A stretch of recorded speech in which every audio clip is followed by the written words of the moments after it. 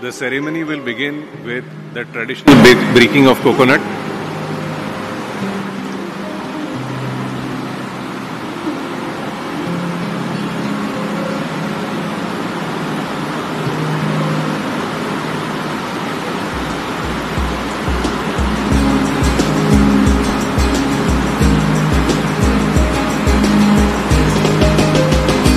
We see the Honorable the Chief Justice,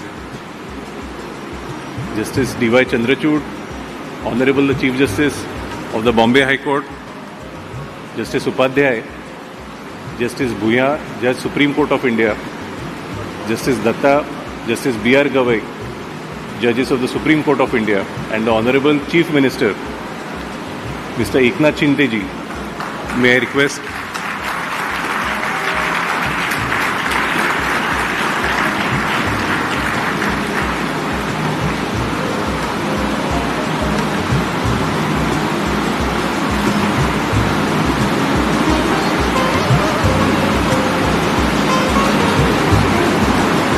their lordships will now proceed with the groundbreaking ceremony.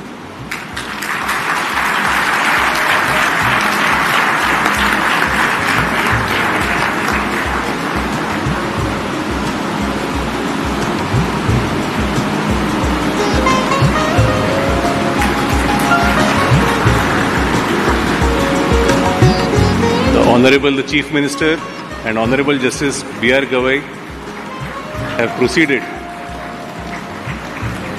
with the groundbreaking ceremony.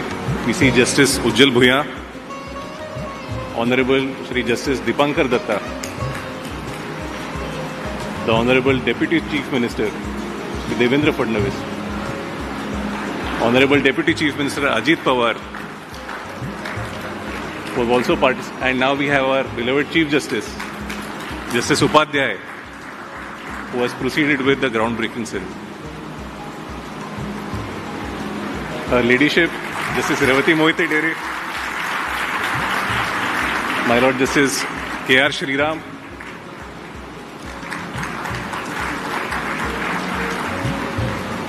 His Lordship Justice Nitin Jamdar,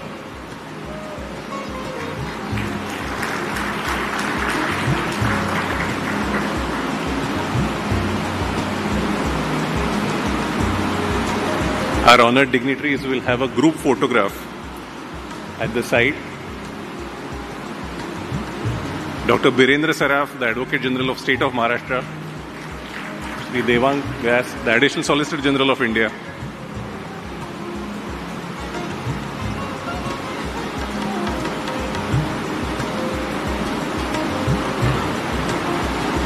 their lordships have graciously invited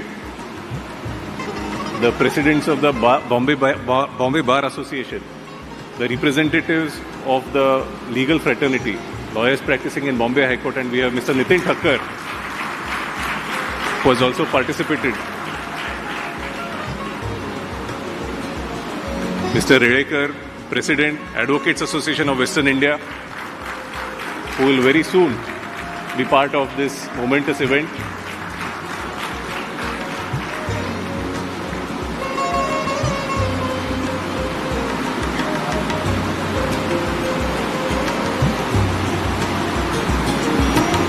We have Ms. Farzana Behram Kamdin, the President of Bombay Incorporated Law Society.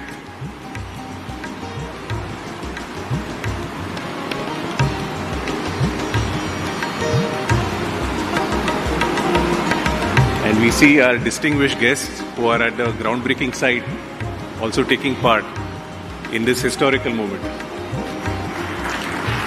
May I request all our members present here to give a big round of applause.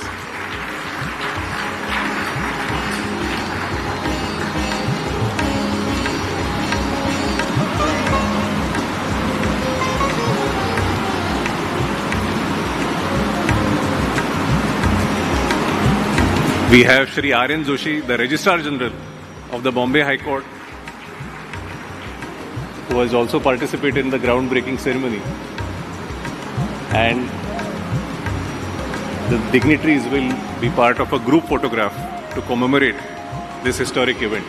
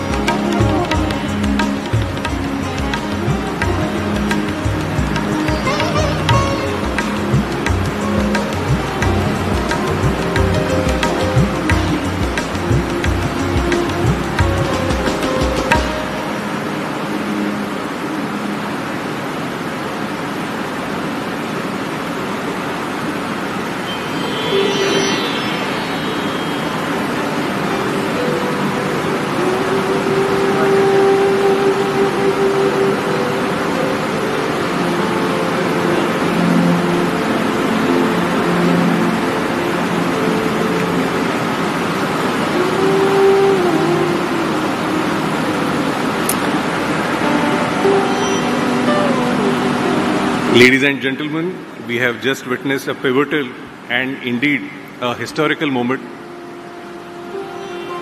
After the group photograph, our honored dignitaries will head to this venue. While our honored dignitaries are on their way, I will take your leave and come back when the dignitaries arrive at this venue. For the benefit of some of our members who may have missed this live telecast or live streaming, we will be momentarily replaying the entire event so that they will be able to see the events leading to today's function. Their lordships and our distinguished guests are on their way to this venue and they should be here soon.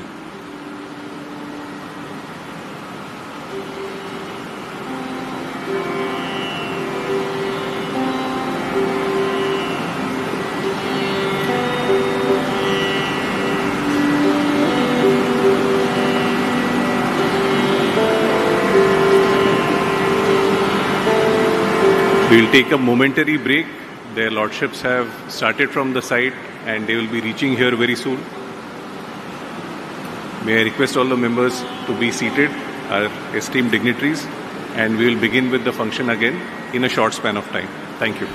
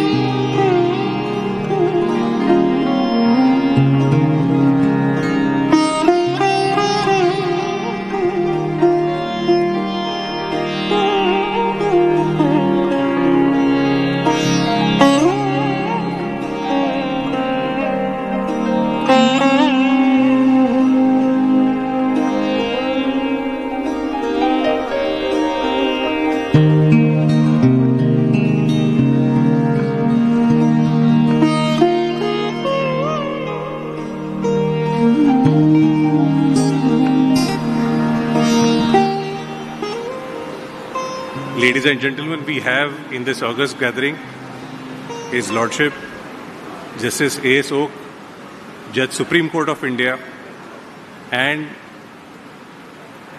Honorable Justice Dipankar Datta, Judge Supreme Court of India.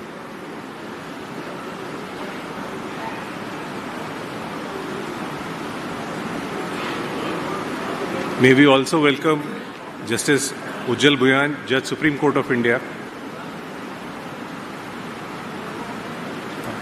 and Mrs.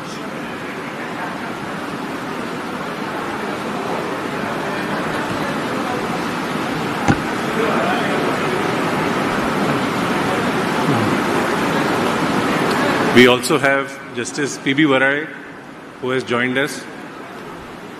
Very soon the Honorable the Chief Justice would be also joining us.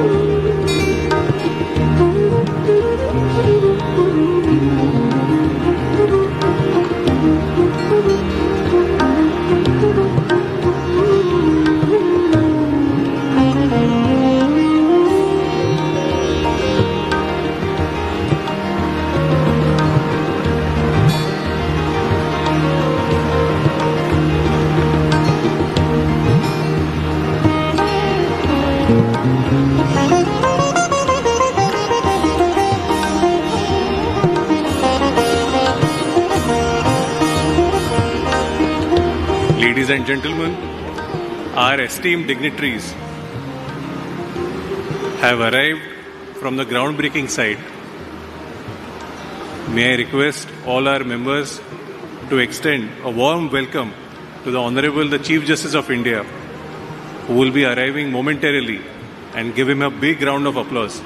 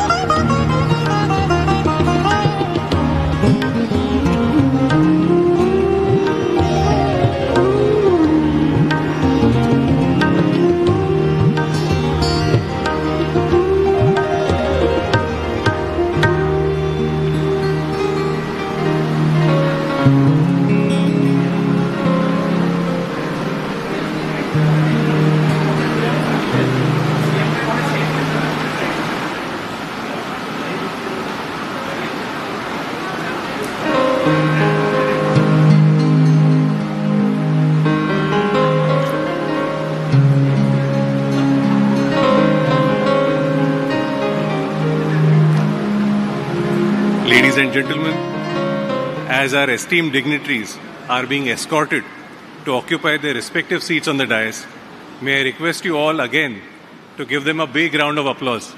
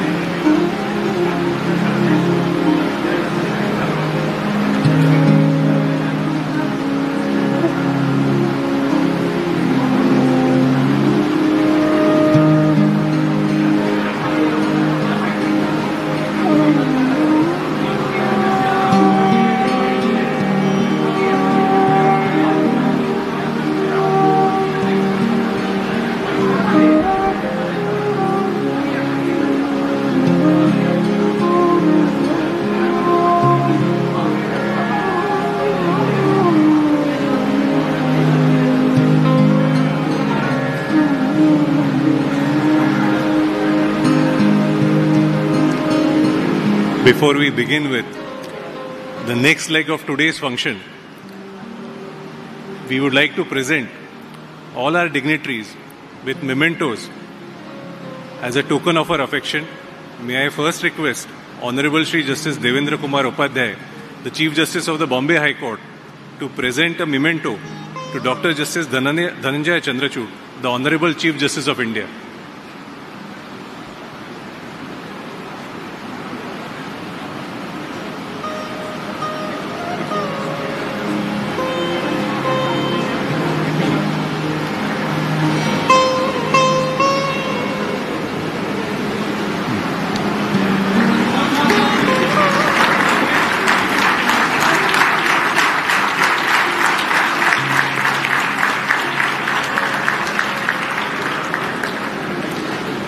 May I humbly request all our photographers who are here to kindly move at the rear end of the hall so that our guests who are part of the first row and the second row can have a view of the function today. Please, please. May I now request Mr. R.N. Joshi, Registrar General, Bombay High Court, to present a memento to Shri Eknath Shinde ji, the Honorable Chief Minister of Maharashtra.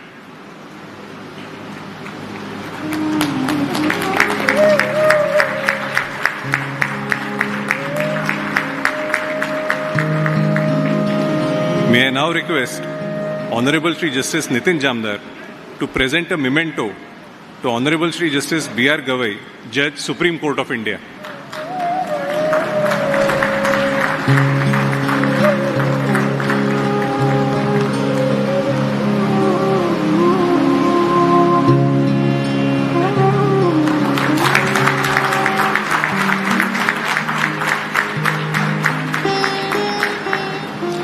I would now like to request Honorable Shri Justice K.R. Shriram to present a memento to Honorable Shri Justice A.S. Oak, Judge, Supreme Court of India.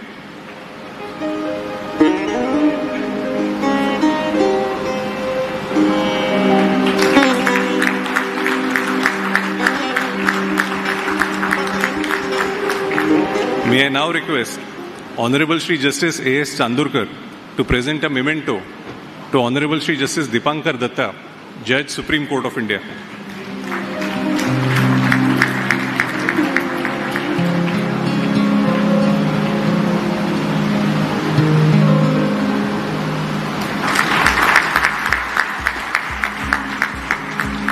May I now request Honorable Srimati Justice Revati Mohite Dere to present a memento to Honorable Shri Justice Ujjal Bhuya, Judge, Supreme Court of India.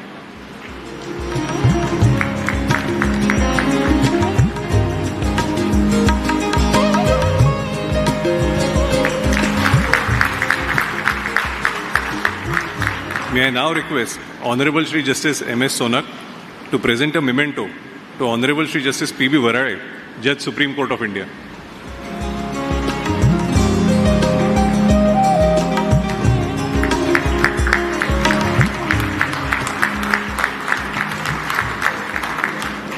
May I now request Shri Rahul Bhagwat, Registrar, Original Site, Bombay High Court, to present a memento to Shri Devendra Fadnavis ji, Honorable Deputy Chief Minister, State of Maharashtra.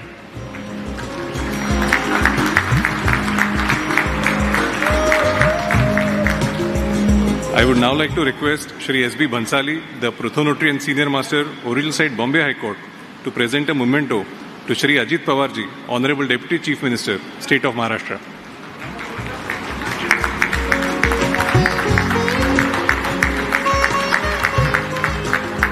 May I now request Shri M.S. Sharma, Registrar, Appellate Side, Bombay High Court, to present a memento to Shri Devang Vyas, the Additional Solicitor General of India.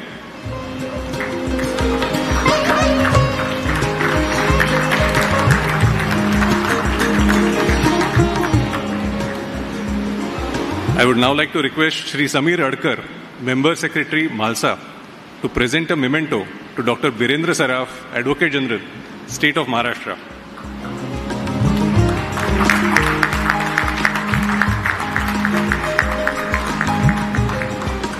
May I now request Mrs. Kartika Jamdar to hand over a bouquet to Mrs. Juma Datta and welcome her in our midst.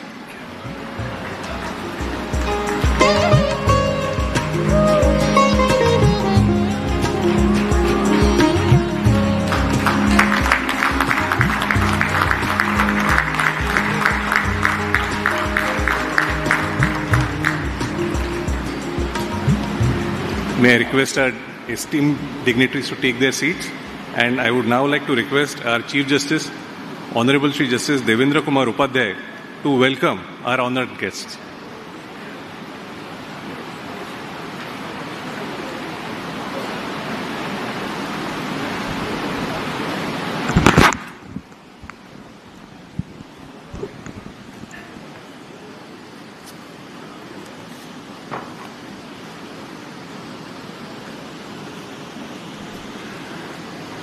A very good evening and namaskar to all. Honorable Dr. Justice Dhananjay Y. Chandrachud, Chief Justice of India, Honorable Shri Eknath Shambaji Shinde, Chief Minister Maharashtra, Honorable Shri Justice Bhushan R. Gavai, Judge Supreme Court of India, Honorable Justice Abhay Oak, Judge Supreme Court of India, Honorable Shri Justice Deepankar Datta, Judge Supreme Court of India, Honorable Justice Ujjal Bhuyan, Judge Supreme Court of India, Honorable Shri Justice Prasanna B. Varale, Judge Supreme Court of India, Shri Devendra Fadnavis, Deputy Chief Minister Maharashtra, Shri Ajit Pawar, Deputy Chief Minister Maharashtra, Shri Devang Vyas, Additional Solicitor General of India, Dr. Birendra Saraf, Advocate General of Maharashtra, esteemed sister and brother judges, both past and present, Shri Sangram Desai, Chairman Bar Council of Maharashtra and Goa, the Presidents and Secretaries of Bombay Bar Association, Advocates Association of Western India, and Bombay Incorporated Law Society, learned senior advocates, members of the bar at the High Court of Bombay, distinguished guests, ladies and gentlemen. It is with immense pride and honor, with equal joy and warmth, that I welcome you all to this momentous occasion of groundbreaking ceremony of a new High Court complex for the High Court of Bombay at Bandra, at the auspicious hands of our own Honorable Dr. Justice Dhananjay Chandrachud, Chief Justice of India. The glitter and magnificence of the ceremony is evident with the august presence of so many honorable judges of the Supreme Court, Honorable Chief Minister and Deputy Chief Ministers, along with my sister and brother judges of the High Court, other distinguished dignitaries, legal luminaries, stalwarts on and off the dais.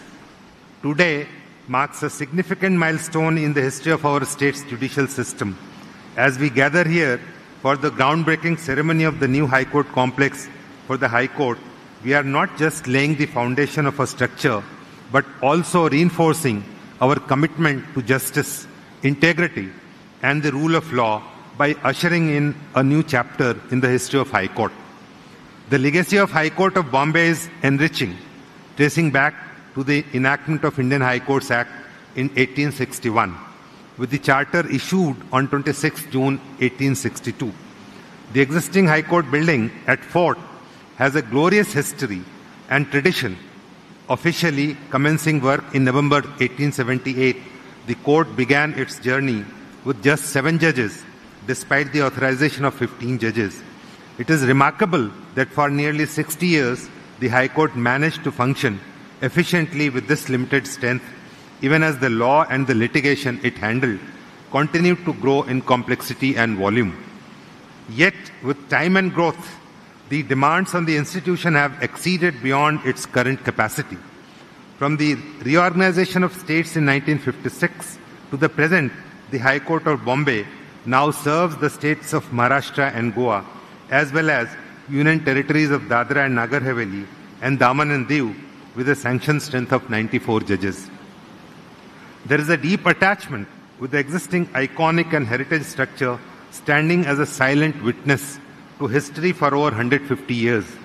It is within the walls of this structure that the trial of Bal Gangadhar Tilak took place, where Mahatma Gandhi once practiced and Dr. Bhimrao Ambedkar undertook his scholarly research.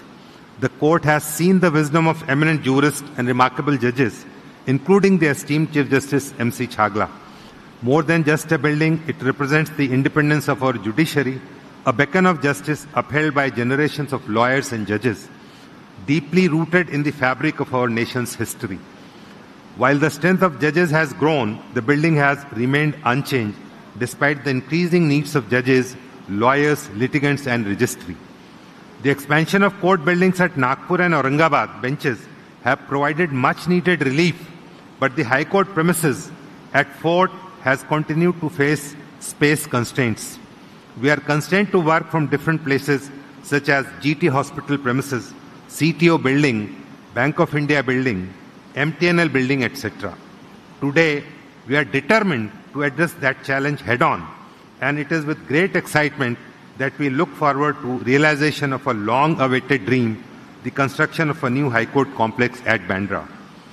We understand that any new venture of such a magnitude would always be subject to the concerted and continued efforts of all the stakeholders, including the judicial fraternity, the Government of Maharashtra and different agencies.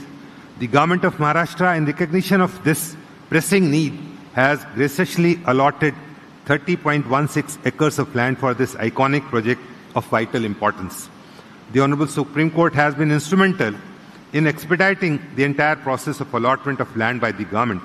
For this, we extend our heartfelt thanks to Honorable the Chief Minister and Deputy Chief Ministers of State of Maharashtra, Learned Advocate General and Learned Additional Solicitor General of India, for unwavering support which has led to this momentous beginning.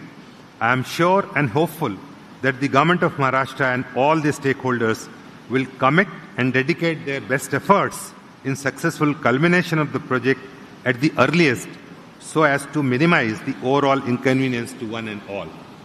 The proposed High Court complex will be designed to symbolize our dedication to providing a modern, efficient and accessible environment for the administration of justice.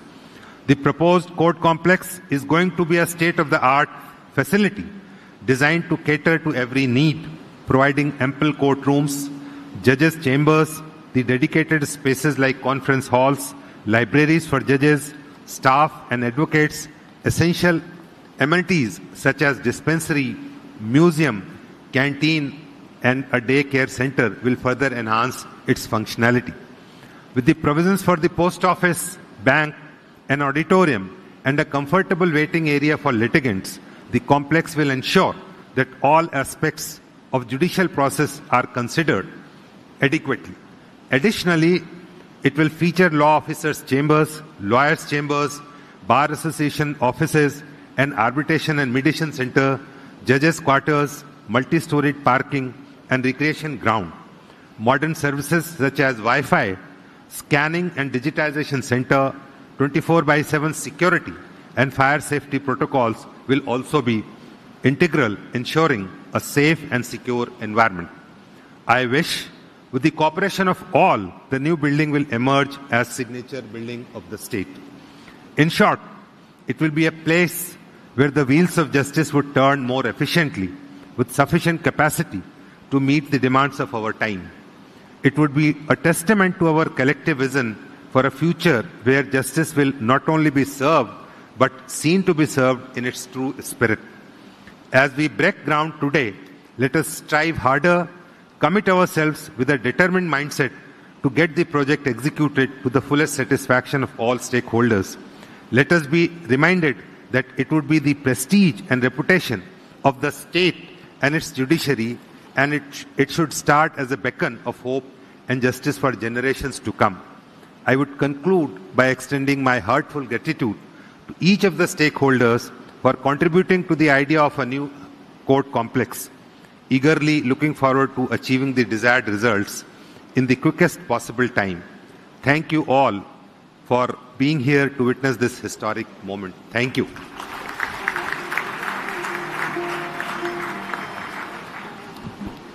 Thank you, my lord. Ladies and gentlemen, we have witnessed the groundbreaking ceremony for the new High Court complex at Bandra. A plaque for the new complex will also be unveiled today. May I request the Honorable Chief Justice, Justice Dhananjay Chandrachud, to unveil the plaque for the new High Court complex. May I also request all the esteemed dignitaries on the dais to accompany the Chief Justice for unveiling the plaque.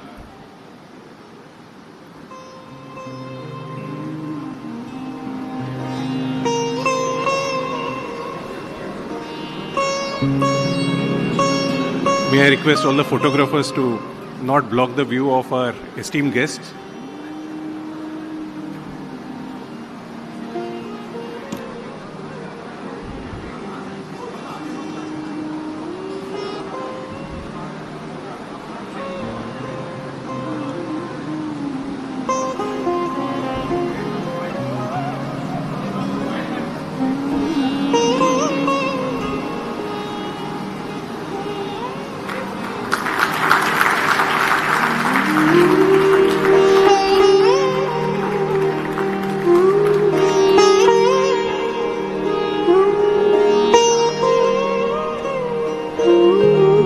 Thank you, sir. We are truly grateful to Dr. Justice Dhananjay Chandrachud, Chief Justice of India, and the honored dignitaries for availing the opportunity of having Justice Chandrachud with us today. May I request His Lordship to unveil the plaque for residential complex that is to come up at Land's End, Malabar Hill for honorable judges of the Bombay High Court.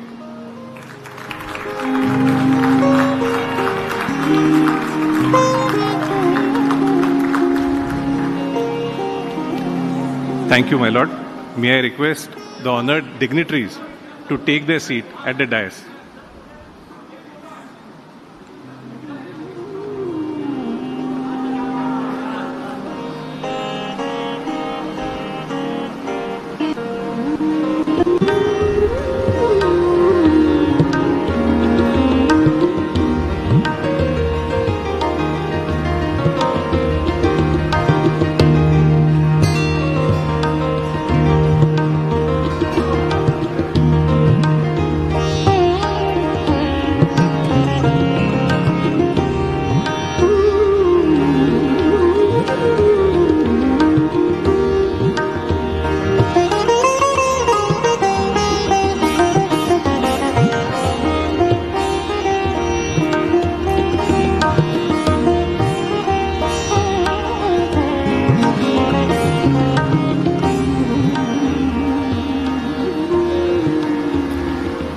May I now request Shri Devendra Fadnavis ji, the Honorable Deputy Chief Minister, State of Maharashtra and the Law Minister of the State of Maharashtra to address this august gathering.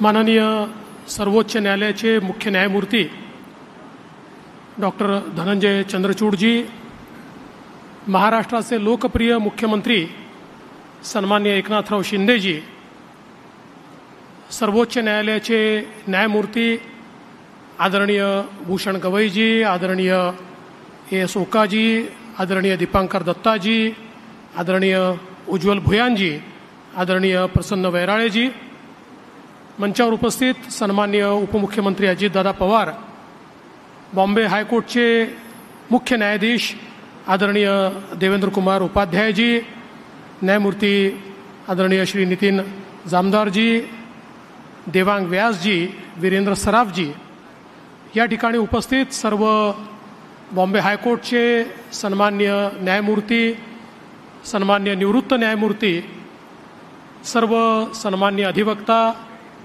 शासनाचे वरिष्ठ अधिकारी आणि उपस्थित भगिनी आणि बंधूंनो, आज अतिशय आनंदाची गोष्ट आहे की बॉम्बे हायकोर्टच्या नवीन इमारतीचं भूमिपूजन माननीय मुख्य न्यायमूर्ती चंद्रचूड साहेबांच्या हाताने होत आहे. ही देखील एक अतिशय गर्वाची गोष्ट आहे की महाराष्ट्रातले न्यायमूर्ती हे देशाचे मुख्य न्यायाधीश असताना त्यांच्या हाताने मुंबईमध्ये आज खरं म्हणजे या इमारतीचं भूमिपूजन होत आहे. आणि त्याकरता जे उपस्थित आहेत तेही सगळे महाराष्ट्रातलेच न्यायमूर्ती आहेत किंवा महाराष्ट्रात राहिलेले अशा प्रकारचे सर्व न्यायमूर्ती आहेत. त्यामुळे ही अतिशय आनंदाची गोष्ट आहे. खरं म्हणजे गेले जवळपास 7-8 वर्ष ही नवीन इमारत व्हावी अशा प्रकारचा प्रयत्न चालला होता. त्याकरता जस्टिस भूषण गवई साहेब असतील, जस्टिस ओक साहेब असतील, दीपांकर दत्ता साहेब ज्यावेळी इथले चीफ जस्टिस होते त्यावेळेस त्यांनी केलेला प्रयत्न असेल, उपाध्याय साहेब असतील, अनेक लोकांनी सातत्याने पाठपुरावा करून याला गती कशी देता येईल आणि अर्थातच या ठिकाणी आदरणीय चंद्रचूड साहेबांनी देखील स्वतः त्याच्यामध्ये इंटरेस्ट घेतला आणि अतिशय वेगानं हे काम पुढे गेलं आणि आज एक अतिशय चांगली अशा प्रकारची इमारत त्या ठिकाणी तयार होते. मला आठवतं की पहिल्यांदा BKCला ही इमारत करता येईल का अशा प्रकारचा प्रस्ताव आला, पण एवढी मोठी जागा ही BKCला मिळू शकत नाही हे लक्षात आल्यानंतर त्यावेळेस मी मुख्यमंत्री होतो आणि विधी व न्यायमंत्री देखील होतो. आणि त्यावेळेस मग आम्ही हा विचार केला की ही जागा शासनाच्या मालकीची आहे, PWDची जागा आहे, त्या ठिकाणी आमचे क्वार्टर्सही आहेत, ते आम्ही रिडेव्हलप करणार आहोत आणि म्हणून या ठिकाणी आपण अशा प्रकारचं हे कॉम्प्लेक्स तयार करू शकतो. आणि हळूहळू करत आज हा दिवस आलाय आणि मला विश्वास आहे की भूमिपूजनानंतर देखील अतिशय रेकॉर्ड वेळेमध्ये हे काम आम्ही पूर्ण करू आणि निश्चितपणे याचं उद्घाटन देखील चांगल्या प्रकारे होऊ शकेल. आत्ताच आदरणीय उपाध्याय साहेबांनी सांगितलं की 1862ची इमारत, ज्या इमारतीमध्ये आत्ता माननीय उच्च न्यायालय बसतं, खरं म्हणजे अतिशय ऐतिहासिक अशा प्रकारची ती इमारत आहे. 7 जजेसपासनं त्यावेळेस सुरुवात झाली, स्ट्रेंथ 15 होती. म्हणजे मला जरा थोडं बरं वाटलं की त्याही काळामध्ये स्ट्रेंथ पूर्ण नसायचीच, म्हणजे 15च्या ऐवजी 7 होते. आता त्यापेक्षा चांगली स्थिती आहे. आता 90 जजेसची संख्या आणि 66 जजेस कार्यरत आहेत. म्हणजे मला असं वाटतं की त्याच्यापेक्षा बरी स्थिती आता 73% जजेस आज उच्च न्यायालयामध्ये या ठिकाणी आहेत. आणि त्या काळामध्ये खरं म्हणजे 16,44,000 रुपये एवढ्या फक्त रुपयांमध्ये ही इमारत तयार झाली होती. आणि आज त्या इमारतीमध्ये पाहिल्यानंतर त्याचं जे हेरिटेज रूप आहे ते बघितल्यानंतर खरोखर मला असं वाटतं की त्यावेळेचं जे स्थापत्य होतं ते किती समृद्ध होतं हे आपल्याला पाहायला मिळतं.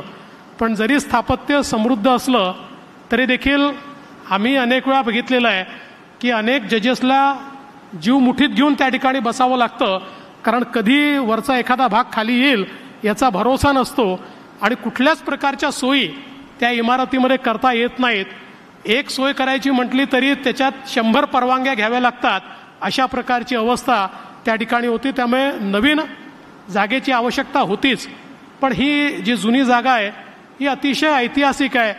लोकमान्य टिळकांवर चाललेला खटला असेल, भारतरत्न डॉक्टर बाबासाहेब आंबेडकरांनी त्या ठिकाणी प्रॅक्टिस केलेली आहे, महात्मा गांधी देखील त्या ठिकाणी एक वकील म्हणून अपियर झालेले आहेत.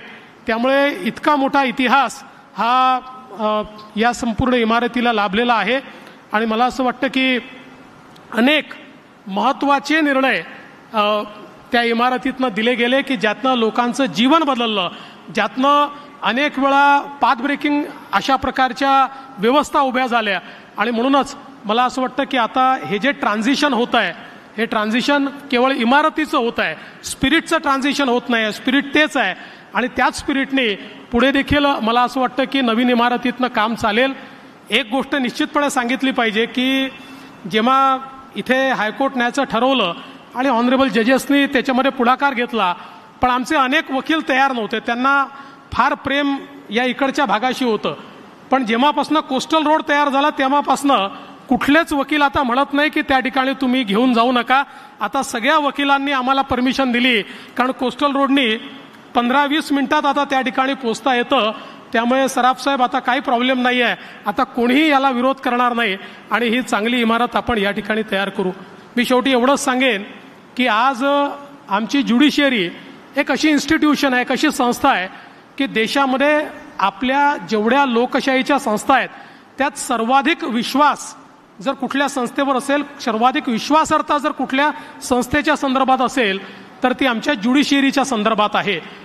पण अलीकडच्या काळामध्ये अशाही प्रकारचे प्रयत्न होतात की कुठेतरी अराजकता तयार झाली पाहिजे.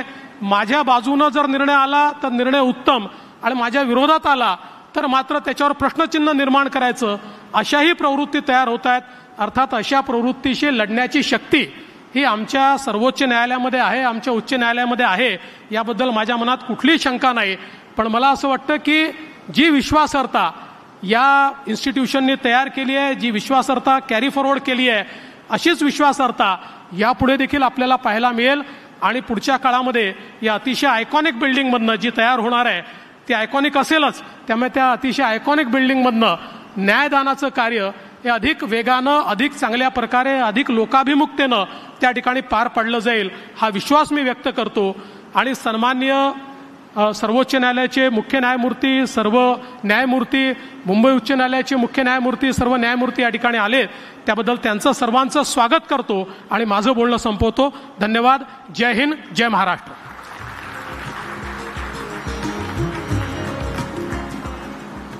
Thank you, sir. I would now like to request His Lordship Justice Abhay to address this august gathering.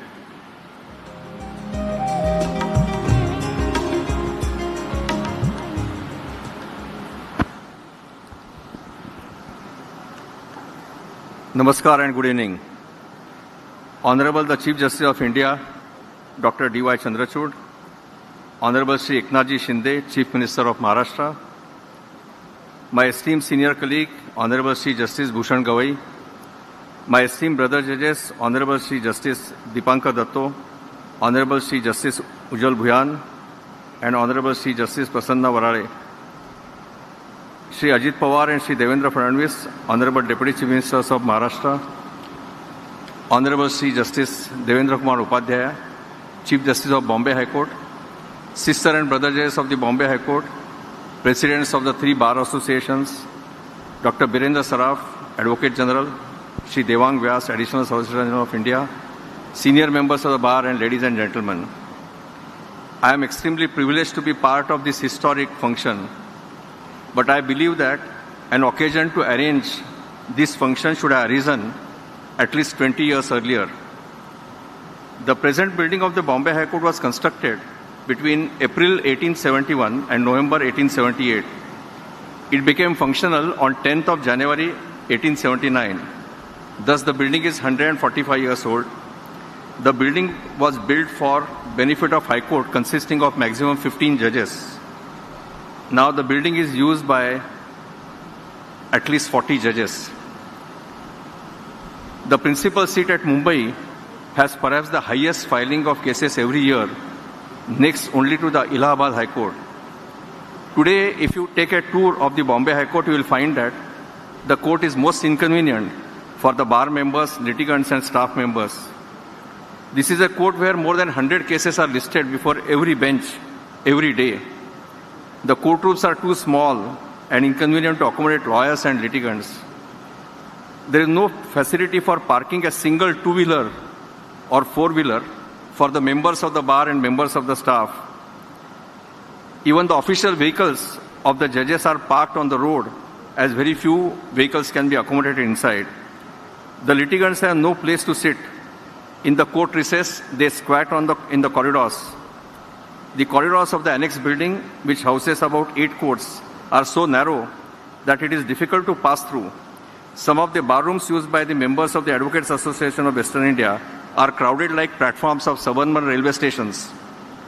Many staff members of the High Court are working in most inhuman conditions for last several years. No institution can survive for a long time on the past glory of its heritage building. Unless we provide proper facilities to the members of the bar, members of the staff, and litigants, we will not be able to render better quality justice.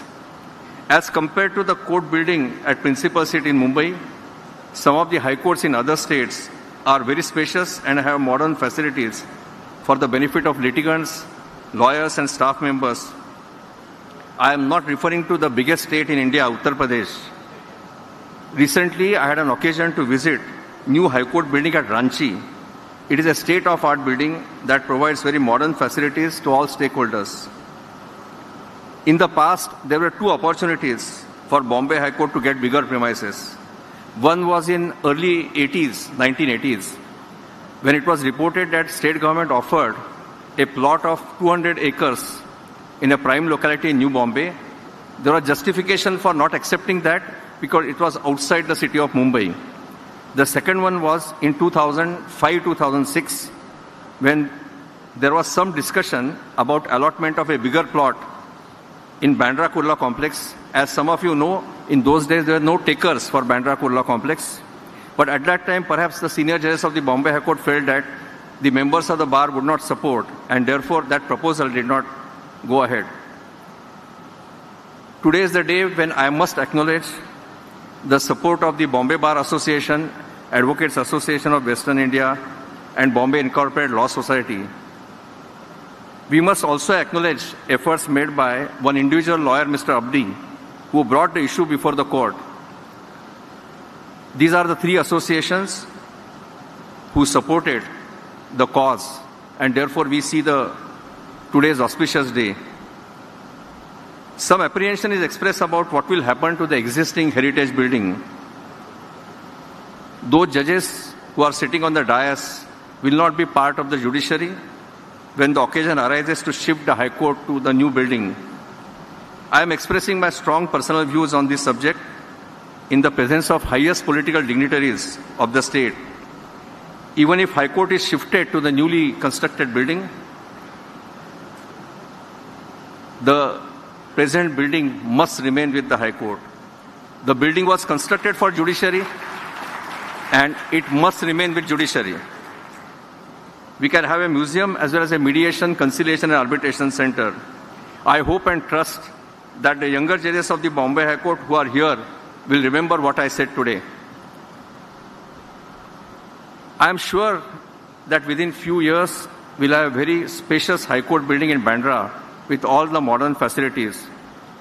But I must remind everyone who is present here that the infrastructure of our trial courts and district courts is lagging far behind. I will request the dignitaries who are present here, especially the political dignitaries, to cross the border on the northern side as well as southern side. If you go on the southern side and go to state of Karnataka, you will find state-of-art courts existing. I am talking about the taluka and district courts. Just travel to Hubli, you will find perhaps the most modern taluka court in India. Same is the case with state of Gujarat. And compare with this what happens in our state. Our state is lagging far behind when it comes to the infrastructure provided to our trial and district courts. I must remind everybody that our trial and district courts are the courts of common man and therefore we have to pay attention. Just to give an example, few kilometers from here, from this place, construction of family court building, which is a dire necessity of the city, is going on for the last 6 years. We are not able to construct it. Therefore, all of us who are present here, who are part of this great institution, must also remember that we must ensure that we have far better infrastructure to our trial and district judiciary. Today, possession of a very small portion of the land has been handed over to the High Court. I want to emphasize one thing. Timelines must be fixed for handing over remaining portion. Timelines should be fixed for release of adequate funds and of course the final outer limit for completion of the project. The state government and its functionaries must understand the urgency involved. Few minutes back, Honorable Deputy Chief Minister shared with us that it is very difficult to provide any additional facility in the existing building of the Bombay High Court. Before I end, I want to suggest the first deadline. The first deadline should be of actual commencement of the building. And there is significance about one particular date. And therefore, I am saying with great deal of emphasis that actual construction must start before 23rd of November 2025. That can be done in presence of Chief Justice of India who comes from this court. Therefore, my request to everybody to remember that construction must start before 23rd November 25. I thank all the stakeholders, the state government, the Advocate General, and again bar associations who have joined hands for giving a new building to the most historic High Court. I thank the Chief Justice of Bombay High Court and his colleagues for giving me this opportunity. Thank you.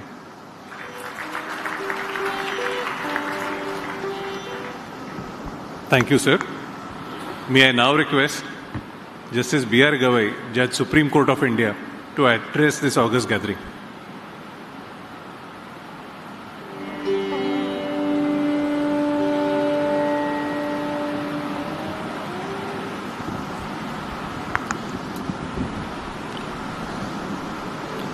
The chief guest of today's function, the Honorable Chief Justice of India, Dr. Dhananjay Chandrachud, the Honorable Chief Minister of Maharashtra, Shri Eknath ji Shinde, my esteemed colleague and dear friend, Justice Abhay Oak, my other colleagues, Justice Dipankar Datto, Justice Ujjal Bhuyan, Justice Prasanna Varade, the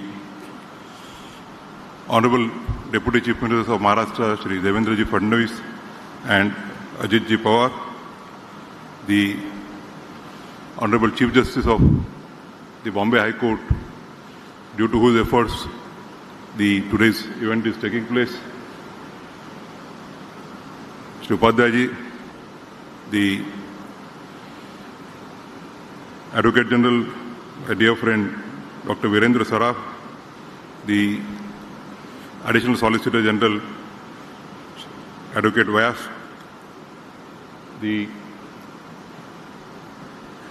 all my esteemed brother and sister colleagues present here personally and online from Nagpur, Aurangabad and Goa. My former Chief Justices, Justice Mohit Shah and Justice Naresh Patil, the former Justice of Punjab and Haryana, my dear friend Justice Wajib Dar, the Chief Justice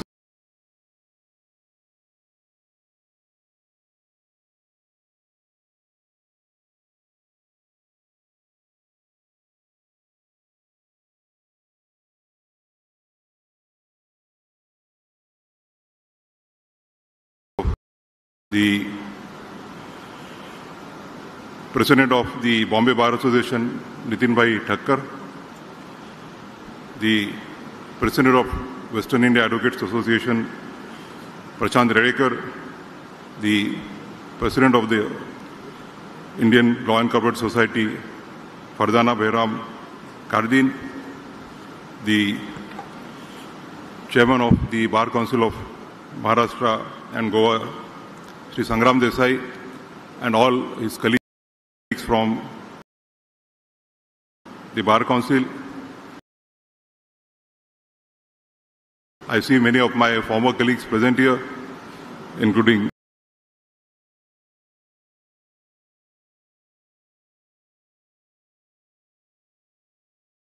Justice Nishita Madre, the Secretary General, the Registrar General of the Bombay High Court,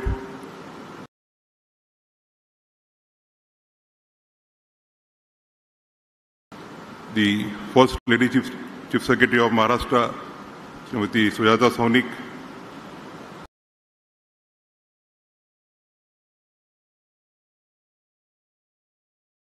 Secretary JAD Manisha Maheskar, the Secretary Law Ms. Kevle, the learned senior advocates present in large number, the members of the bar and friends. It's really a matter of great pride for me to be a part of this event where we are assembled for the groundbreaking of the new building of the Bombay High Court. As Justice Oak said that this would have been happened at least 20 years back, but we lost many opportunities.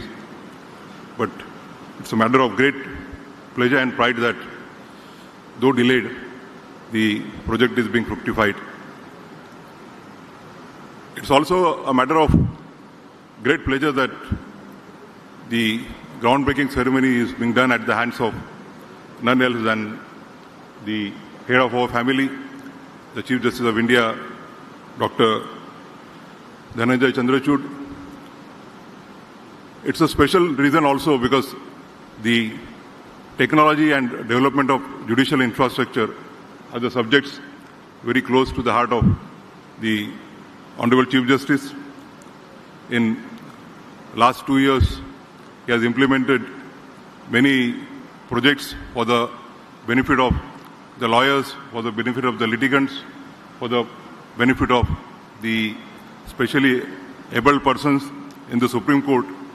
And I think we must have inaugurated not less than 10-12 events in the last 1 year.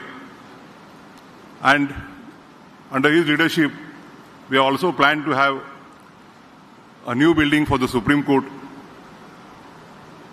In the old building, only the 5 first courts are the courts which are really deserving the status of a Supreme Court.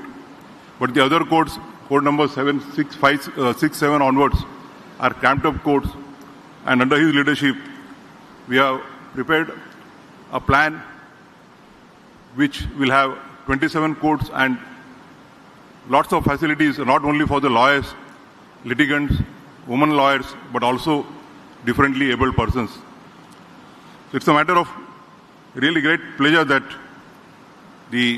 today's event is being done as is auspicious, and I do hope that the ground-bearing ceremony of the new Supreme Court building would also be held prior to 9th of November 2024. When we celebrate today's occasion, I'm reminded of my days here. I had the pleasure of working on the Infrastructure Committee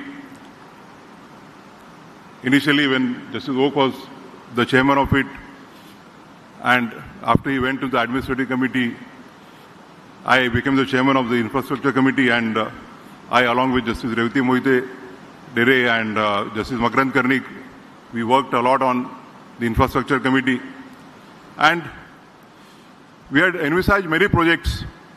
One of them was the new building, and the other one was the Lands End building. As a matter of fact, I think during our period in the Infrastructure Committee, we had also finalized the plans for the Lands End building. Now, I don't think that any of us would be in a position to reside in that building once it is completed, but I'm sure that in the guest house that we have proposed there, we'll be able to enjoy that.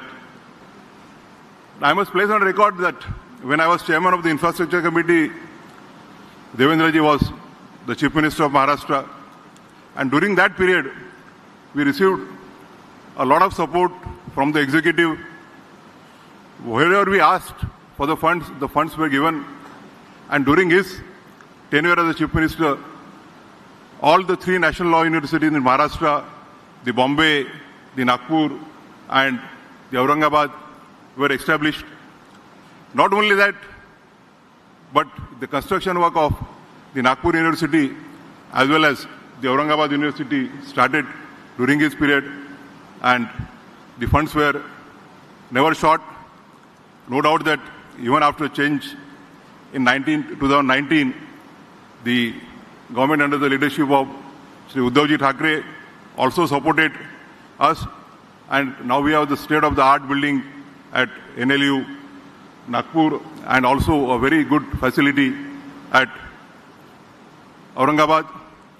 I'm sure that shortly the work for the National Law University Mumbai will also commence. I'm told that the land issues have been already resolved.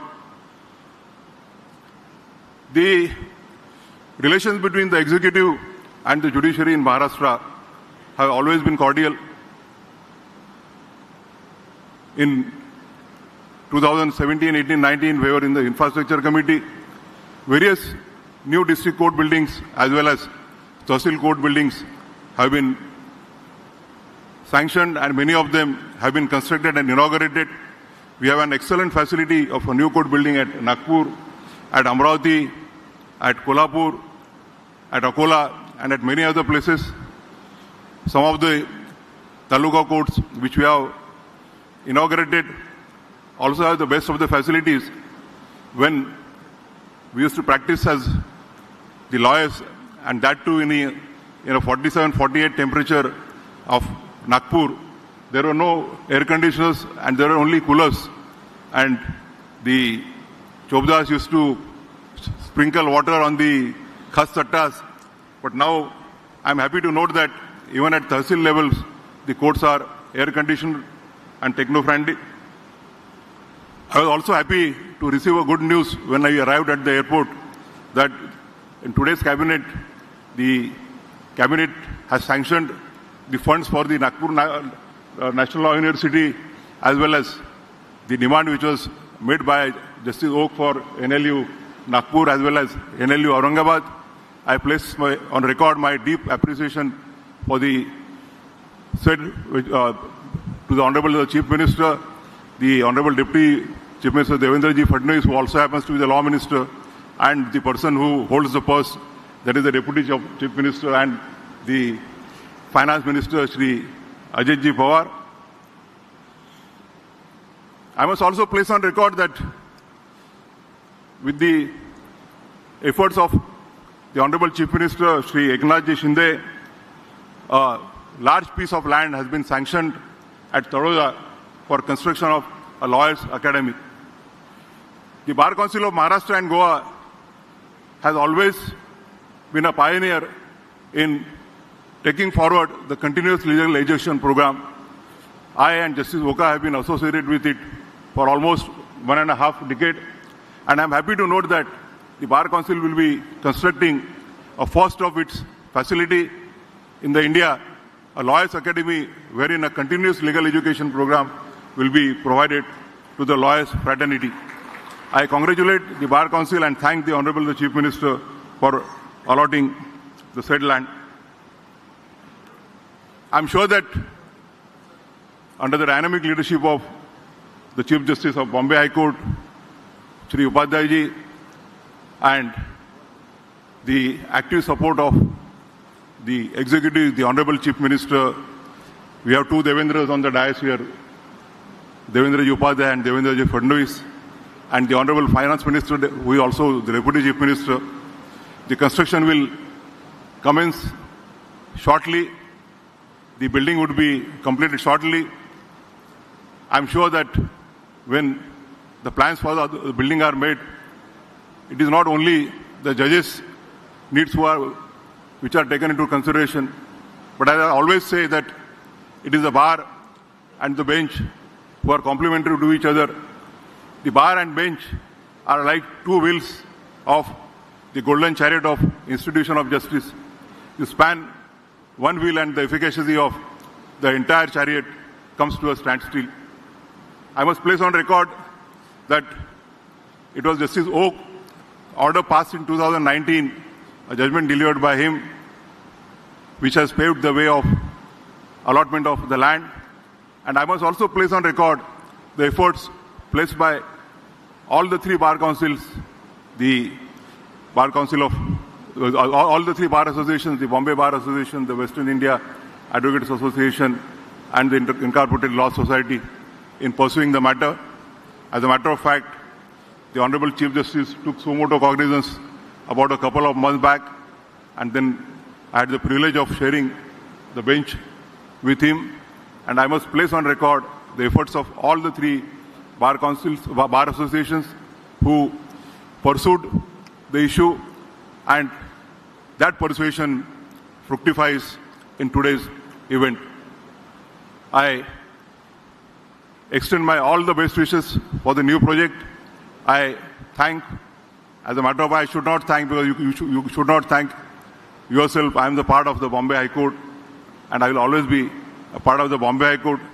It would have been appropriate that the learned Chief Justice of the Bombay High Court should have organized this function on some weekend so that all the colleagues from Aurangabad, Nagpur and Goa would have physically participated in this one of the most historious moments that the Bombay High Court will celebrate. Thank you very much. Thank you, sir. I now have the pleasure of requesting Shri Eknath Shinde ji, the Honorable Chief Minister of Maharashtra, to address this August gathering.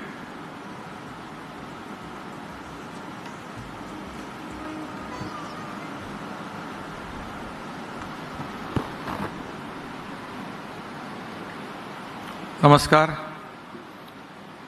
आज मुंबई उच्च न्यायालयाच्या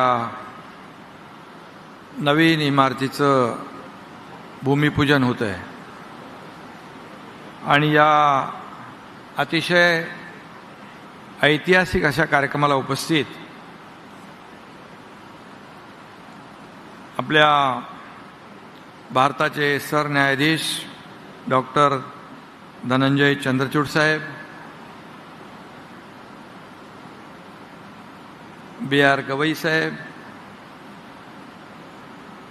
अभय okay साहेब, दीपांकर दत्ताजी, उज्ज्वल भुयानजी, प्रसन्न वराळेजी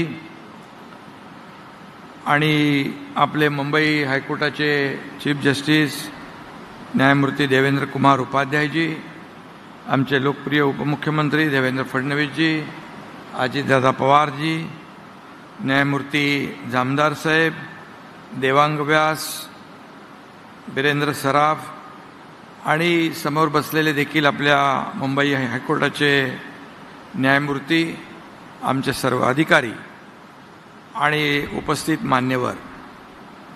खरं म्हणजे आजचा दिवस हा महाराष्ट्राच्या आणि मुंबईच्या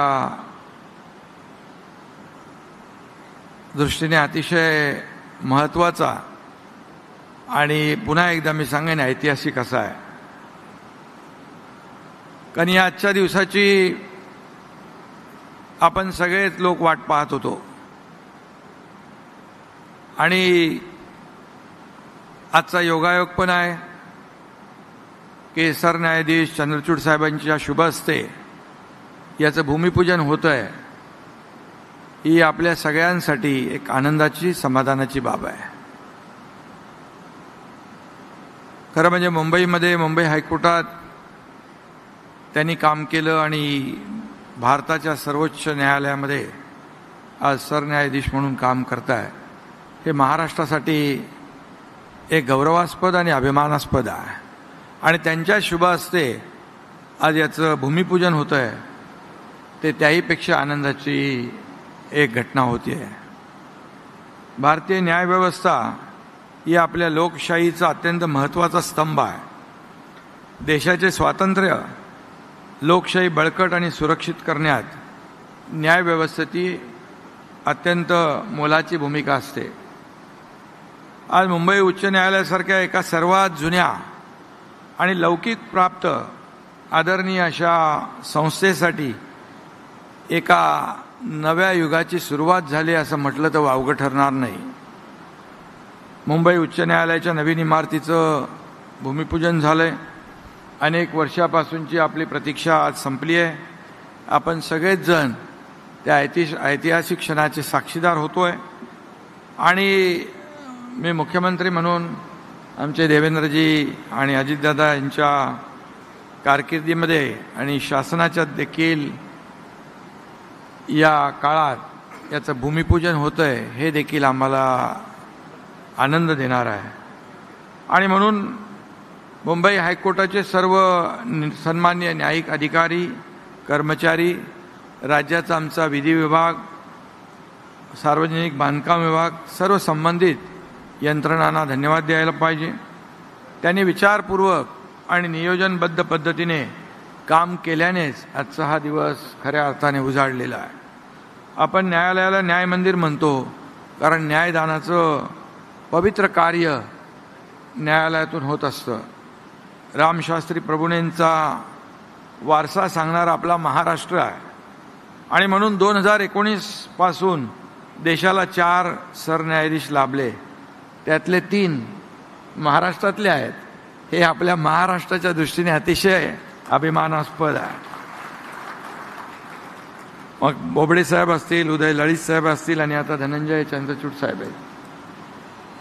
न्यायनिष्ठूर, प्रगाढ ज्ञानी म्हणून त्यांची देशात त्यांना ओळखलं जातं आणि रामशास्त्री बाणा जपणारे सरन्यायाधीश धनंजय चंद्रचूडजी आज या सोहळ्यासाठी आहेत. त्यांचं मी पुन्हा एकदा आपल्या सगळ्यांच्या वतीने आणि महाराष्ट्र सरकारच्या वतीने मनापासून स्वागत करतो, त्यांना धन्यवाद देतो. न्यायदानाचा हा वारसा त्यांना वडिलांकडूनच लाभला आहे. वडील आणि मुलगा दोघेही सरन्यायाधीश होण्याचा बहुमान या देशात चंद्रचूड कुटुंबालाच मिळालेला आहे. हे देखील या ठिकाणी अतिशय गौरवाची बाब आहे. आणि चंद्रचूड साहेब यांनी मुंबई उच्च न्यायालयातील अनेक वर्ष मगाशी मी म्हटलं काम केलं है आणि म्हणून आज मुंबई उच्च न्यायालय के हमारे मुख्य न्यायाधीश के रूप में आदरणीय देवेंद्र कुमार उपाध्याय जी भी है. वे भी इलाहाबाद हाईकोर्ट के न्यायाधीश थे. निष्पक्षता और स्वतंत्रता, तर्कसंगतता, न्याय और कानून का गाढ़ा ज्ञान, ये उनकी खासियत है. इसलिए आपको भी मैं धन्यवाद देना चाहता हूँ, आपके पूरे टीम को धन्यवाद देना चाहता हूँ. न्यायमूर्ती काशीनाथ तेलंग, न्यायमूर्ती महादेव गोविंद रानडे, न्यायमूर्ती नारायण चंदावरकर या देखील न्यायाधीशांचा मी आवर्जून उल्लेख करेन. या तिघांनी एकानंतर एक मुंबई उच्च न्यायालयाचे न्यायाधीशपद भूषवलं. विशेष म्हणजे तिघेही पब्लिक अवेअरनेस इन जस्टिस या कामामध्ये प्रगाढ ज्ञान होतं त्यांना आणि त्यांनी मुंबई उच्च न्यायालयाच्या लौकिकात देखील भर घातली आहे. सार्वभौम लोकशाही प्रजासत्ताकाच्या निर्मितीत आणि जडणघडणीमध्ये मुंबई उच्च न्यायालयाने मोलाची भर घातलेली आहे आणि म्हणूनच या भूमिपूजनाची सुरुवात करण्याची संधी आपल्याला मिळाली. त्यामुळे आपण सगळे भाग्यवान आहोत. मुंबई उच्च न्यायालय म्हटलं की आजची फोर्टमधली गॉथिक शैलीची इमारत डोळ्यासमोर उभी राहते. या इमारतीचा वृत्तपत्रात प्रसिद्ध झालेला साधा फोटो देखील एखाद्या पीडित आणि अन्यायग्रस्त माणसाच्या मनाला दिलासा निर्माण करतो, दिलासा देऊन जातो. गुन्हेगार किंवा बेकायदेशीर वागणाऱ्यांच्या मनात धडकी भरवतो अशी एक इमारत आपण पाहतोय आणि त्याच्यामध्ये आज आपलं कामकाज सुरू आहे. मुंबई उच्च न्यायालयाची स्थापना होऊन 160 वर्षाहून अधिक काळ पार पडला आहे. मुंबई उच्च न्यायालय हे न्यायाचा आधारस्तंभ बनलेला आहे. या संस्थेने राष्ट्राच्या लीगल लँडस्केपला आकार दिलेला आहे. खऱ्या अर्थाने सामान्य माणसाचा न्याय प्रक्रियेवरचा विश्वास दृढ केला आहे, तो वाढवलेला आहे. आणि म्हणून इथे नवीन इमारत बांधताना हाच विचारांचा समृद्ध वारसा पुढे आपण घेऊन जाल असा विश्वास देखील आहे. फक्त विटेवर वीट रचून एखादी इमारत उभी राहील, पण इथली मूल्यसुद्धा टिकली पाहिजेत. आणि म्हणून महामानव भारतरत्न डॉक्टर बाबासाहेब आंबेडकरांनी दिलेल्या राज्यघटनेतील सार्वभौम लोकशाही प्रजासत्ताकाच्या मूल्यामध्ये अशा संस्था टिकवून ठेवण्याची ताकद निर्माण करतात. आणि म्हणूनच या नवीन इमारतीची पायाभरणी करताना लोकशाहीतील न्यायव्यवस्थेच्या महत्त्वाच्या भूमिकेची आपण सगळ्यांनी जाण ठेवायला पाहिजे. हे नवीन संकुल आपल्या न्याय व्यवस्थेच्या वाढत्या गरजा पूर्ण करेल आणि संपूर्ण देशाला अभिमान वाटेल असं हे अद्ययावत संकुल ठरेल अशा प्रकारची अपेक्षा आणि खात्री व्यक्त करतो. कारण शेवटी महाराष्ट्र सरकार देखील रेकॉर्ड टाईममध्ये भूमिपूजन झालं आहे आणि रेकॉर्ड टाईममध्ये ही इमारत पूर्णही होईल असा विश्वास या ठिकाणी मी व्यक्त करतो. कारण आमच्या सरकारने नवीन न्यायालय आणि न्यायालयांच्या नवीन इमारती निर्माण करण्याचा विक्रम केला आहे. ओक साहेब आमचे ठाणेकर आहेत. आमच्या कॅबिनेटमध्ये आलेला प्रत्येक प्रस्ताव एका क्षणाचाही विलंब न लावता आम्ही मंजूर करतो. त्यामुळे कुठलंही काम थांबत नाही. आम्ही देखील फास्ट ट्रॅकवर काम करतो. आणि म्हणून मी किती न्यायालय वगैरे त्याचा उल्लेख करत नाही, परंतु खूप म्हणजे जवळपास 32 न्यायालय आपण त्याला मान्यता दिली. हजारो न्यायिक अधिकाऱ्यांची आणि हजारो इतर जी काही पदं आहे ती निर्माण करण्याचं काम केलेलं आहे. खरं म्हणजे डिजिटायझेशन, IT आणि आर्टिफिशियल इंटेलिजन्स हे आता काळाची गरज बनली आणि म्हणून शासनाने यासाठी सुद्धा भरीव अशी तरतूद केलेली आहे. आणि म्हणूनच न्याय यंत्रणा मजबूत करण्यासाठी जे जे काही करावं लागतं ते सरकार आमचं करतंय आणि नक्की करत राहील. खरं म्हणजे नव्याने उभी राहणारी ही इमारत जी आहे पीडित वंचित वर्गाच्या अपेक्षा पूर्ण करेल अशा प्रकारचा विश्वास या ठिकाणी व्यक्त करतो. गेल्या काही वर्षात न्यायव्यवस्था अधिक गतिमान झालेली आहे आणि म्हणून न्यायव्यवस्था या सर्व न्यायमूर्तींना देखील मनापासून मी धन्यवाद देतो. मी थोड्याच वेळापूर्वी गुन्ह्यांचा कन्व्हिक्शन रेट त्याची थोडी माहिती घेत होतो. 2008 साली 9 ते 10% असलेला कन्व्हिक्शन रेट आता 45% पुढं गेलेला आहे. हे निश्चितच आपल्या सगळ्यांच्या दृष्टीने अतिशय समाधानाची बाब आहे. न्यायव्यवस्था ही लोकांचं एक आशास्थान आहे. आज आपण महिला अत्याचाराविषयी अनेक ठिकाणी काही घटना घडतात आणि त्याविषयी आपण बोलतो आणि म्हणून जलद गतीने न्याय व्हावा, तात्काळ आरोपीला शासन व्हावं अशी जनतेची रास्त अपेक्षा असते आणि त्यासाठी सक्षम आणि कार्यक्षम यंत्रणा अस्तित्वात असली पाहिजे. यासाठी आपण मिळून सगळ्यांनी प्रयत्न केला पाहिजे. शासन कुठेही कमी पडणार नाही यासाठी मी या खात्री देतो. मला सांगायला देखील समाधान वाटतंय की महिला अत्याचाराच्या संदर्भात देखील गुन्हा सिद्ध होऊन गुन्हेगारा शिक्षा होण्याचं प्रमाण गेल्या अलीकडच्या 2-4 वर्षामध्ये वाढलं आहे. खरं म्हणजे गुन्हेगाराला जरब बसवणं, त्याला तात्काळ शासन होणं ही समाजाची आणि काळाची गरज आहे. आणि म्हणून त्यासाठी जे जे काही आवश्यक आहे ते तर आपण करताय.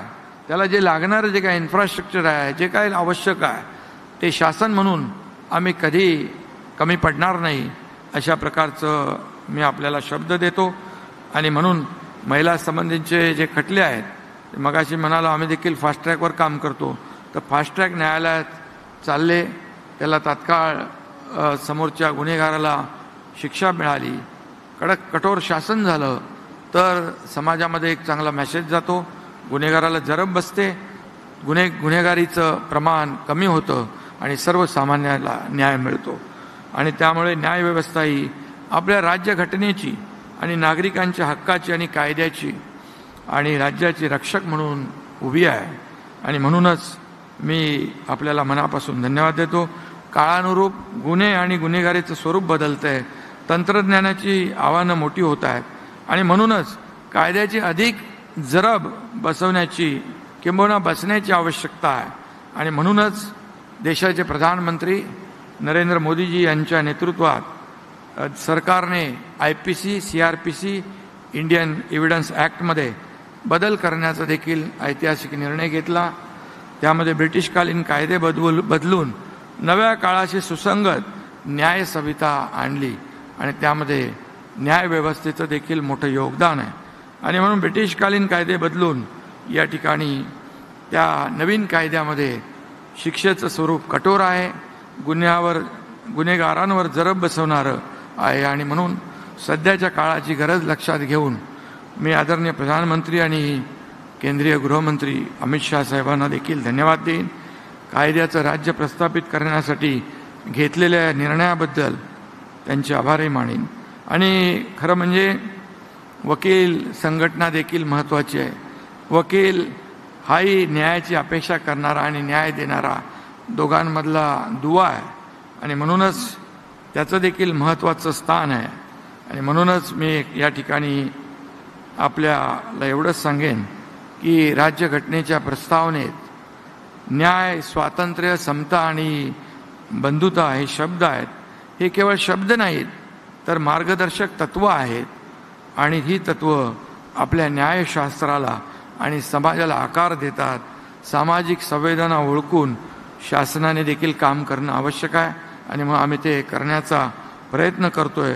दुर्बल आणि उपेक्षित घटकाला न्याय देण्याचाही प्रयत्न करतोय. मगाशी देवेंद्रजींनी आमच्या उपमुख्यमंत्री महोदयांनी सांगितलं की अगोदर BKCमध्ये यायला लांब वाटायचं, पण आता कोस्टल रोड कंप्लीट होतोय त्यामुळे अगदी हे जवळ अंतराल आहे.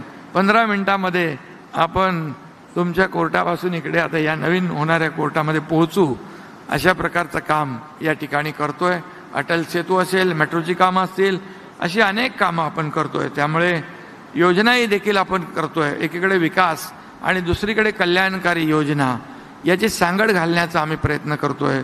आणि म्हणून मी आपल्याला मनापासून धन्यवाद देतो. मुंबई उच्च न्यायालयाचा गौरवशाली वारसा असाच पुढे आणि आपल्या पुढील पिढ्यांसाठी, तरुण पिढ्यांसाठी एक प्रेरणा देत राहील, ऊर्जा देत राहील, मार्गदर्शक म्हणून बनेल अशा प्रकारची आशा व्यक्त करतो. आणि पुन्हा एकदा मी आपल्या सगळ्यांना खूप खूप शुभेच्छा देतो. धन्यवाद. जय हिंद, जय Maharashtra.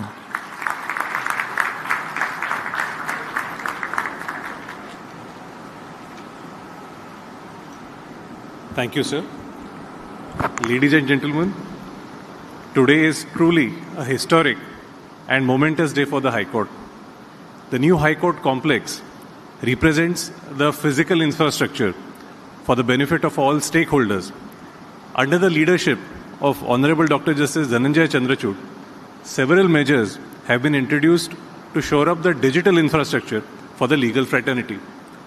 In order to ensure that the benefits of our digital infrastructure are available with the litigants, the Bombay High Court has established e-Seva Kendras at district and taluka courts. There are 383 such e-Kendra centers.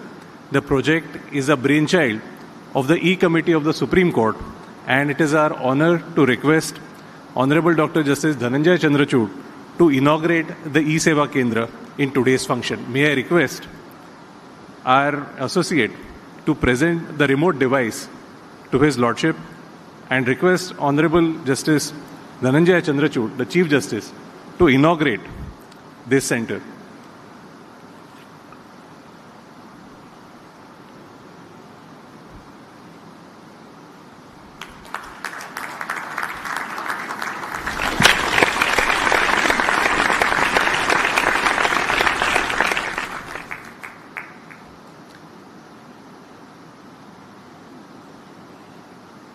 The E-Committee of the Supreme Court has conceived the idea of e-Seva Kendras to strengthen access to justice for all.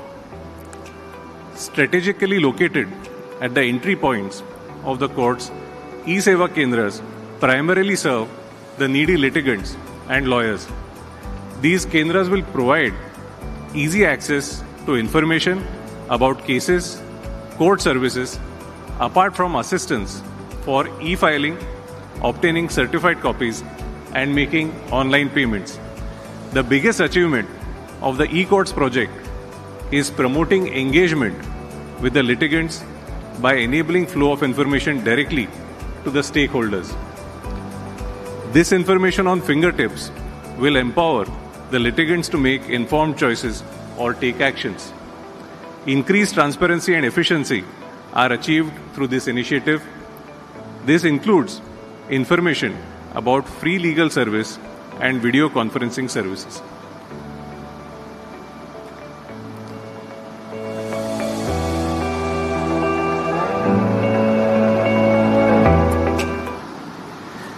Ladies and gentlemen, the e-Seva Kendras that we saw on the screen are located in different court premises, and litigants would have to access them during court hours. However, in keeping with the vision of the Honorable Chief Justice Dhananjay Chandrachud, in order to ensure that access to legal services is available at the doorsteps of the litigant, the Bombay High Court is introducing Bombay Digital Law Report, an e-based search platform, a search portal for court judgments in local languages. I now have the pleasure of requesting the Honorable Dr. Justice Dhananjay Chandrachud to again virtually inaugurate this search platform. Sir, if you could please again click the remote device and virtually inaugurate the service. It is the same remote device which was given, my lords.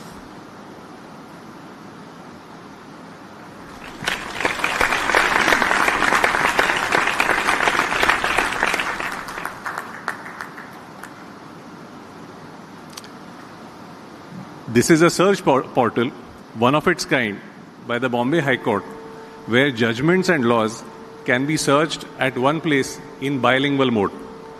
This visionary idea to make use of artificial intelligence to strengthen access to justice by translating judgments and laws in local languages was made tangible by the Honorable Chief Justice Dhananjay Chandrachud. The Bombay High Court takes pride in sharing and realizing that dream of the Honorable Chief Justice by providing search of such judgments through this engine and laws at one place in Marathi and in English through this digital law report.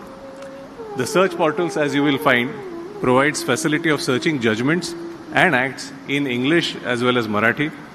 Apart from regular search parameters, judgments can be searched on free text. More than 3,000 judgments of the Supreme Court are available for search. With this March edition, the digital law report is proposed to be published in bilingual mode each month as a perennial activity.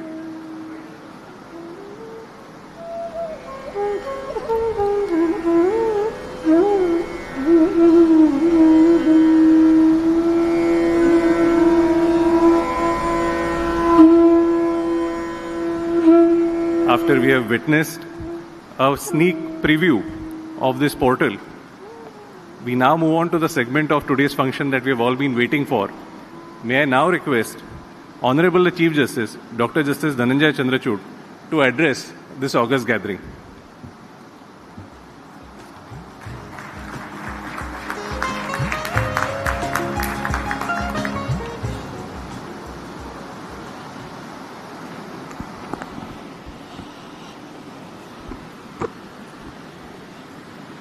नमस्कार. माझे सहकारी न्यायाधीश Shri Bhushan Gavai, Shri Abhay okay, Shri Dipankar दत्तो, श्री उज्ज्वल भुयान, श्री प्रसन्ना वराळे, महाराष्ट्राचे मुख्यमंत्री माननीय श्री एकनाथजी शिंदे, मुंबई उच्च न्यायालयाचे मुख्य न्यायाधीश श्री देवेंद्र उपाध्याय, मुंबई उच्च न्यायालयाचे माजी मुख्य न्यायाधीश श्री मोहित शहाजी, मुंबई उच्च न्यायालयातून बाकी उच्च न्यायालयाचे मुख्य न्यायाधीश, पंजाब आणि हरियाणा उच्च न्यायालयाचे न्यायाधीश श्री शावक वजीरदार, हिमाचल प्रदेशचे मुख्य न्यायाधीश श्री अमजद सय्यद, कर्नाटक उच्च न्यायालयाचे मुख्य न्यायाधीश श्री दिनेश प्रतिनिधी, राजस्थान उच्च न्यायालयाचे मुख्य न्यायाधीश श्री संभाजी शिंदे, श्री नरेश पाटील जी, मुंबई उच्च न्यायालयाचे वरिष्ठ न्यायाधीश श्री नितीन जामदार, मुंबई उच्च न्यायालयाचे सर्व न्यायाधीश, महाराष्ट्राचे मुख्यमंत्री श्री देवेंद्र फडणवीस जी व Shri Ajit Pawar ji, Shri Devang Girish Vyas, additional solicitor general of India, doctor Birendra Saraf, महाधिवक्ता महाराष्ट्र राज्य, चीफ सेक्रेटरी मुख्य सचिव श्रीमती सुजाता सौनिक, श्रीमती मनीषा म्हैसकर, श्री संग्राम डी देसाई, अध्यक्ष बार काउंसिल ऑफ महाराष्ट्र आणि गोवा, श्री नितिन ठक्कर, अध्यक्ष बॉम्बे बार असोसिएशन, श्री प्रशांत रेडेकर, अध्यक्ष advocates association of western India, Farzana Behram Kamdin, अध्यक्ष Bombay incorporated law society, Mumbai उच्च न्यायालयाचे registrar general Shri R N Joshi व रजिस्ट्रीचे इतर पदाधिकारी, सुप्रीम कोर्टाचे सेक्रेटरी जनरल श्री अतुल कुरेकर जी, महेश पाटणकर, श्री राकेश शर्मा, बंधू आणि भगिनींनो, मुंबई उच्च न्यायालयाच्या नवीन इमारतीचा पायाभरणी समारंभाच्या निमित्ताने मुंबई उच्च न्यायालय आणि महाराष्ट्र राज्य सरकार यांचे मी मनापासून अभिनंदन करतो. ही इमारत पुढील 100 वर्षाकरता पक्षकार, वकील मंडळी व न्यायाधीशांकरता एक उपयुक्त योगदान देणारी असेल. मुंबई उच्च न्यायालयाचे काम 14 ऑगस्ट 1862 रोजी अपोलो बंदर येथून सुरू झाले आणि साधारण 17 वर्षांनी ते नवीन म्हणजेच सध्या इमारतीत स्थलांतरित झाले. तेव्हापासून आजपर्यंत ही इमारत न्यायालयाच्या कारभाराचा भार खंबीरपणे सांभाळत आहे. या तब्बल 150 वर्षाच्या इतिहासात अनेक स्थित्यंतरे आणि बदल या न्यायालयाने पाहिले. या कोर्टाचा लौकिक आणि इतिहास हा फारच दैदिप्यमान आणि प्रेरणादायी आहे. या न्यायालयाने आपल्या देशाला अनेक राष्ट्रीय नेते दिले आहेत. त्यात प्रामुख्याने महात्मा गांधी, भारतरत्न डॉक्टर बाबासाहेब आंबेडकर, सरदार वल्लभभाई पटेल, श्री के एम मुंशी, भारतरत्न PV काणे यांचा प्रामुख्याने उल्लेख करावा लागेल. तसंच मुंबई उच्च न्यायालयाने अनेक नामवंत न्यायाधीश आणि वकील यांचीही कारकीर्द घडवली. मुंबई शहर हे आर्थिक, व्यावसायिक, औद्योगिक क्षेत्राचे माहेरघर आहे. या अनुषंगाने या न्यायालयात वेगवेगळ्या क्षेत्राची आणि विविध प्रकारचे खटले चालत असतात आणि म्हणूनच मुंबई उच्च न्यायालयाला अनेक सामाजिक, राजकीय आणि शैक्षणिक क्षेत्रातील निवाड्यांचा इतिहास आहे. नवीन इमारत उभारणीच्या निमित्ताने आपण दक्षिणेकडून उत्तरेकडे मार्गस्थ होत आहोत. मार्गस्थ होताना आपण पूर्णपणे दक्षिणेकडे आपली पाठ फिरवली जाईल असे होणार नाही याची दक्षता घेणे तितकेच महत्त्वाचे आहे. काल परत्वे न्यायालयाच्या कामाचा स्वरूप आणि आवाका हा प्रचंड वाढल्याने न्यायालयाची जागा आणि सुविधा यांची आवश्यकता वाढली आहे. नवीन आव्हाने, नवीन उद्दिष्टे आणि न्यायपालिकेच्या भविष्यात्मक दृष्टिकोन त्यातील बदल याचा विचार करता नवीन इमारत ही काळाची गरज आहे. नवीन संगणकीय बदल, digitisation, paperless courts, e filing, न्यायदानाची बदललेली संकल्पना म्हणजे न्याय आपल्या दारी, या सगळ्या बाबींचा विचार करता नवीन इमारत मोठी आणि अद्ययावत बांधणीची असणे हे सगळ्यांसाठी सोयीचे होणार आहे. त्यामुळेच 23 सप्टेंबर 2024 म्हणजे आजचा दिवस हा मुंबई उच्च न्यायालयाच्या कारकिर्दीचा अत्यंत महत्त्वाचा आणि ऐतिहासिक दिवस ठरणार आहे.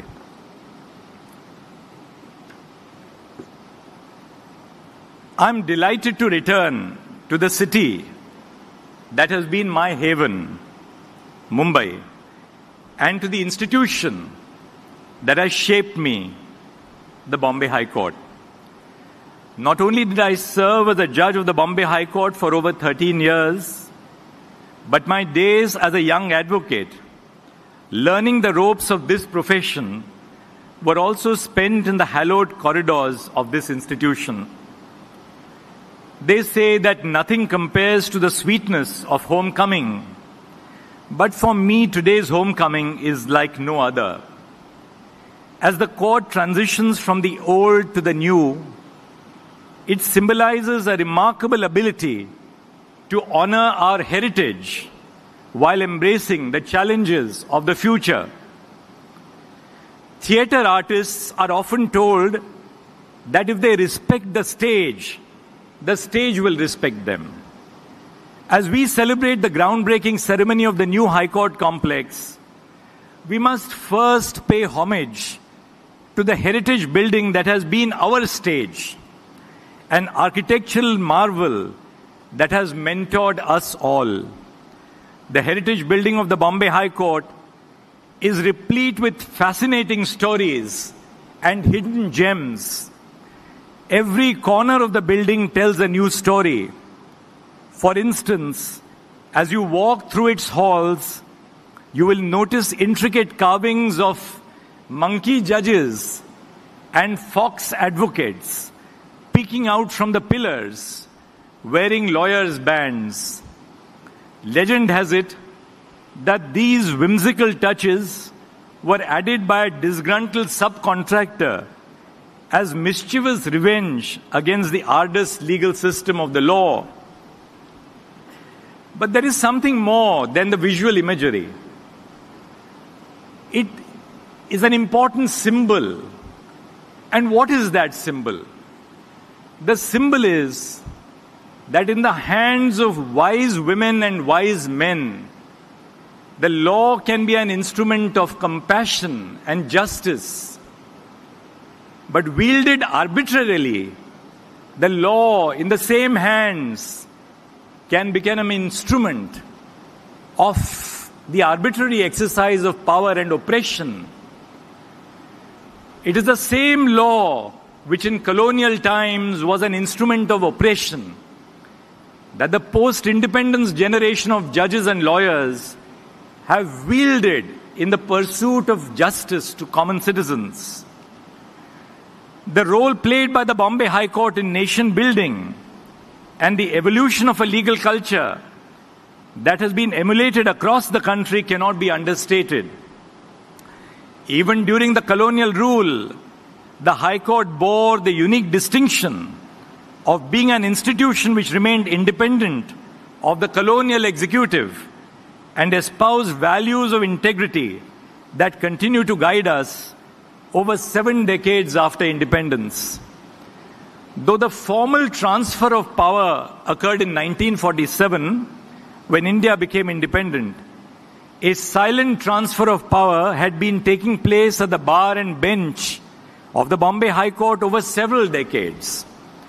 In many ways, the litigants, pleaders, solicitors, and advocates of the court drove the process of its Indianization, such that on the eve of independence, the court was essentially an Indian court and had in fact been one for decades. The corridors and courtrooms of the heritage building of the High Court have witnessed not only the advocacy, but also every day water cooler conversations, or for people like me, the older generation, conversations over Bhatt's cup of tea, conversations of several generations of legal stalwarts, both members of the bar and the bench. To name a few of the distinguished judges and lawyers would run the risk of missing so many. Today, as we celebrate the proposed new complex, let us take a moment to applaud the authorities and heritage conservation agencies who have worked tirelessly to preserve and maintain the iconic Bombay High Court building. That this 150-year-old beauty still buzzes with activity, hosting one of the country's busiest courts, is no small feat. Successive governments, members of the bar and the bench, have put in a tireless effort to keep it running safely and effectively. However, we cannot deny the inevitable. Our cherished old friend is slowly yielding to time. The writing is on the wall, and it is time for a fitting new home for the Bombay High Court. To the romantics and nostalgists, rest assured that the heritage building is not going anywhere. It is always going to be here for us to visit, for inspiration and solace. I, for one, will often find myself returning to the words of Lokmanya Gangadhar Tilak, etched on a plaque outside the courtroom where his trial took place. And remember that at the end of the trial, Lokmanya Tilak was sentenced for the offense of sedition to suffer 6 years of imprisonment in Mandalay in Burma. Crossing the plaque innumerable times as a young lawyer, I still remember these words of Lokmanya Gangadhar Tilak. And he said, "In spite of the verdict of the jury, I maintain that I am innocent. There are higher powers that rule the destiny of men and nations, and it may be the will of Providence that the cause which I represent may prosper more by my suffering than by my remaining free." The same traditions were carried on by the Bombay High Court during the years of the emergency, when judges of the Bombay High Court forsake their own careers as judges in support of the cause of liberty and freedom. The proposed new High Court complex is a testament to the transformative power of collaboration between the government, the bar, and the bench. The government made active efforts to identify and allot land for a new High Court complex. However, it faced certain roadblocks.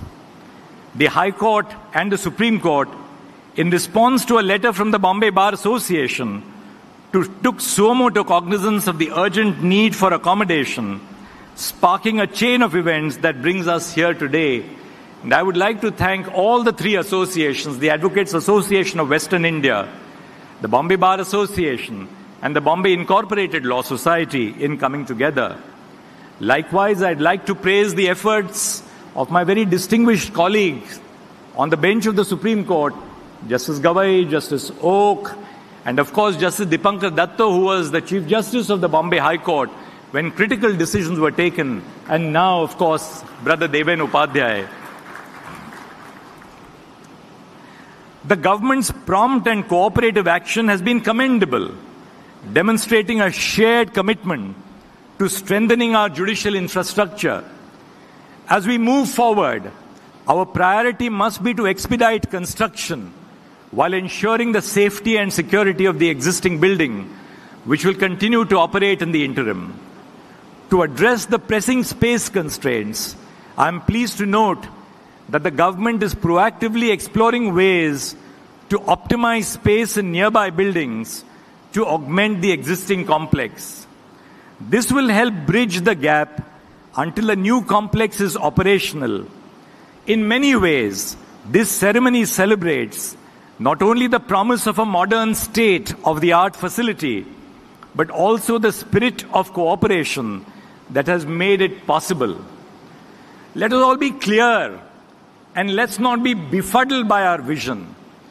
On the judicial side, the judges across the high courts and in the Supreme Court exercise their functions with the fiercest sense of independence.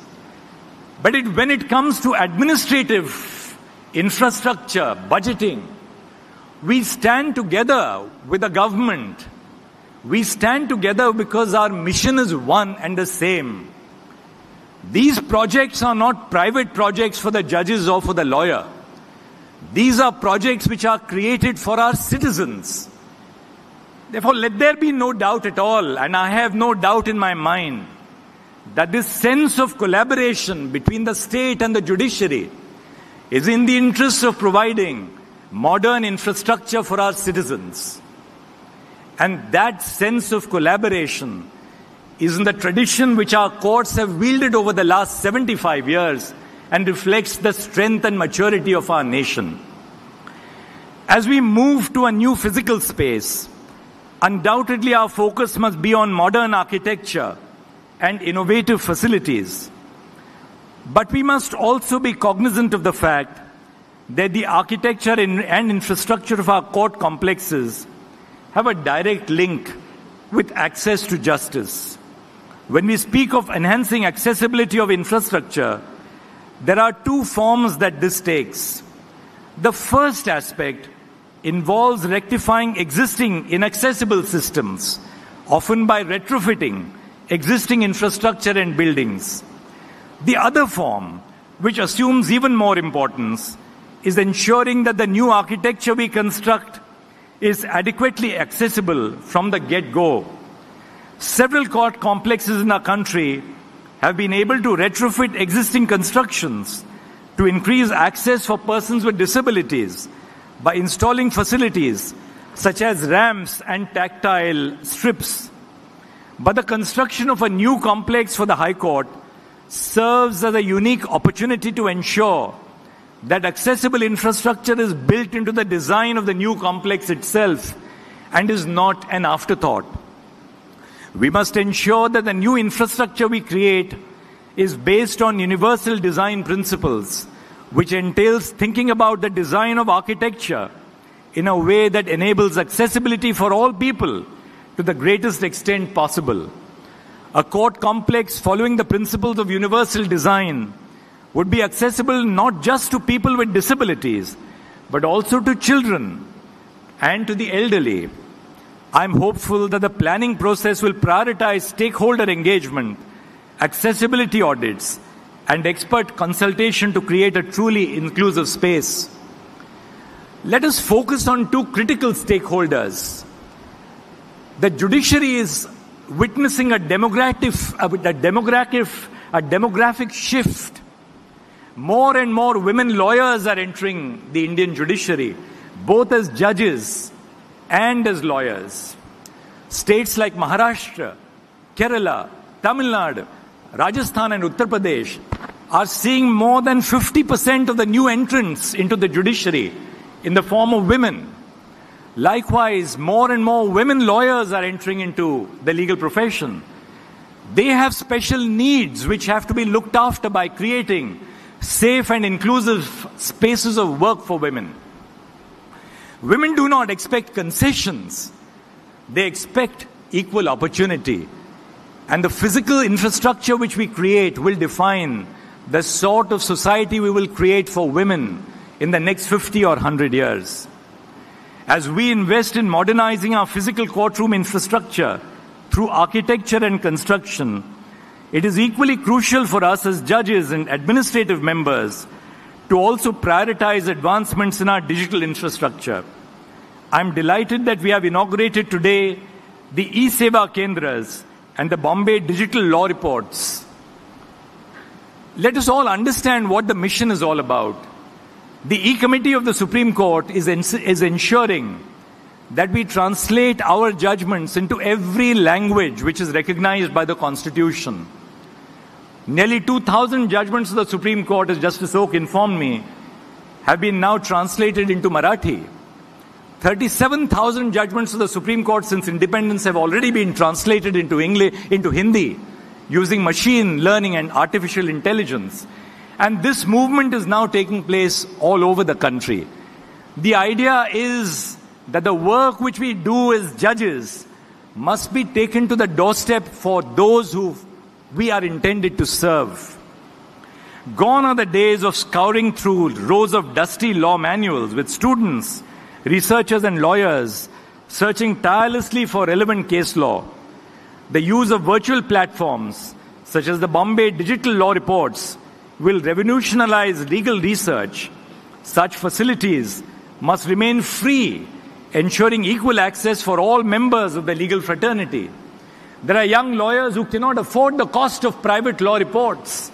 We must provide these facilities to them so that they can access these facilities even though they do not have the resources to pay for them.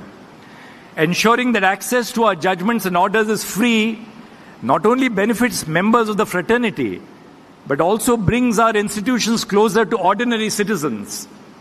Judgments of our courts are no longer the preserve of those with legal training and are now easily accessible to a broader audience, litigants, members of the government, journalists, and members of civil society. As the judgments of our constitutional courts enter the discourse of common citizens, the values embedded in our constitution will also be injected into their daily lives. In this way, initiatives like the Bombay Digital Law Reports serve a larger purpose. By making judgments readily accessible, they facilitate a deeper understanding of our constitutional values among citizens. After all, the Constitution has within it the ability to produce a social catharsis. By bringing the Constitution closer to the people, we edge closer to realizing this potential for social transformation, paving the way for a more just, aware, and vibrant society. I will conclude my address with an ode inspired by the song Koi Kahe, Kehta Rahe from the iconic film Dil Chahta Hai. Maybe I've been inspired because the Bombay High Court now moves a little closer to Bollywood, at least spatially. The lyrics of the song, Hum Hain Naye, Andaz Kyun Ho Purana, resonates deeply as we embark on this new chapter. I am hopeful, or rather certain, that as we move towards the High Court with a Naya Andaz, we will build on the values, the ideals, and the rich legacy of our foreparents of the court while embracing innovation and progress. I thank the learned Chief Justice, the Government of Maharashtra, and everyone associated with this function, particularly the committee which has looked after every little detail of this event with such precision. I thank you from the bottom of my heart, and I'll cherish this opportunity to speak at this function for the rest of my days. Namaskar. Thank you very much.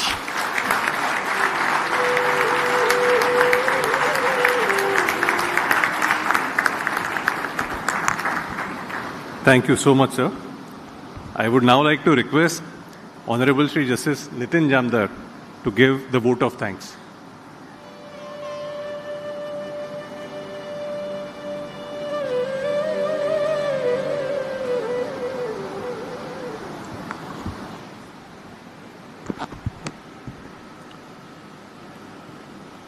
The Honorable Chief Justice of India, Honorable Chief Minister of Maharashtra, all the honorable dignitaries on the dais, the esteemed guests in the audience, it is my privilege and honor to deliver the vote of thanks on this historic occasion. This moment is not just a celebration of brick and mortar, but of the enduring legacy of justice, which has been the hallmark of this institution for more than 160 years. This Bombay High Court building will stand as a testament to the evolution of justice over the years. First and foremost, we express our deepest and heartfelt gratitude to the Honorable Chief Justice of India, Dr. Justice D.Y. Chandrachud, whose personal interest in this project has been a driving force. His continuous support and guidance has ensured that the aspirations for new court building would be transformed into a reality. Under his visionary leadership, we are witnessing a renewed emphasis on the modernization of judicial infrastructure across the country. We would like to express our deepest appreciation for the unwavering support of Shri Eknath Shinde, the Honorable Chief Minister of Maharashtra. His administration has always been sensitive to the growing demands of new land and infrastructure for the judiciary. Without his consistent backing and cooperation of his government, allocation of this new plot of land and today's groundbreaking ceremony would not have been possible. Our profound thanks go to Honorable Justice Bhushan Gawai, who has been guiding light throughout this process. His wisdom and insight have been invaluable, and we have been privileged to receive his constant guidance in ensuring that project maintains its course and purpose. We are also deeply indebted to Honorable Justice A.S. Oak, whose drive and initiative in the formative years of this project concerning the plot of land has laid the essential groundwork for today's event. His involvement at critical junctures ensured that the new building would become a reality. We would also acknowledge the instrumental role played by Honorable Justice Dipankar Datta during his tenure as Chief Justice of Bombay High Court, was a key figure in taking this project forward. His unwavering dedication to the cause ensured that all the necessary approvals and progress were made at a swift pace. Honorable Justice Bhuyan, Honorable Justice Barale, as integral members of the administration of this court, have contributed to ensure that the need for new High Court building would take shape. We extend our sincere thanks to Shri Devendra Fadnavis, Shri Ajit Pawar, the Honorable Deputy Chief Ministers of Maharashtra, for their role in supporting this initiative. Both have shown keen understanding of the significance of this project, recognizing the importance for the future in our state. Chief Justice Upadhyay, whose leadership has been integral to the continued progress of this project, was to ensure that we reach the milestone that we have reached today. We also express our appreciation to Shri Devang Vyas, Additional Solicitor General of India, and Dr. Birendra Saraf, Advocate General of Maharashtra, for their support. Their contribution has been vital in facilitating smooth cooperation between all stakeholders. This project would not have been possible without the support of both past and present executives who are present today, including the current Chief Secretary, Additional Chief Secretary, Principal Secretaries from the General Administration Department, Public Works Department, Finance, Urban Development Department, and Law and Judiciary Department.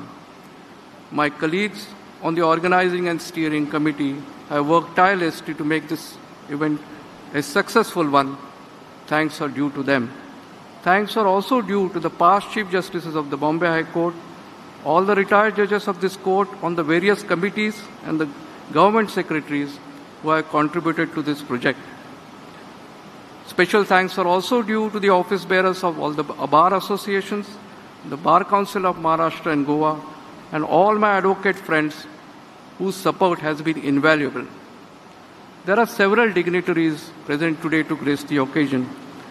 I know that I have not referred to many, and I cannot refer to many due to constraint of time, who deserve individual mention, but it is not out of lack of appreciation, but simply due to constraints of time. Your contribution is deeply cherished, and we are sincerely grateful to each one of you. Together, we look forward to witnessing the completion of this magnificent project, which will serve as a beacon of justice for generations to come. Thank you all for being part of this function. Thank you once again.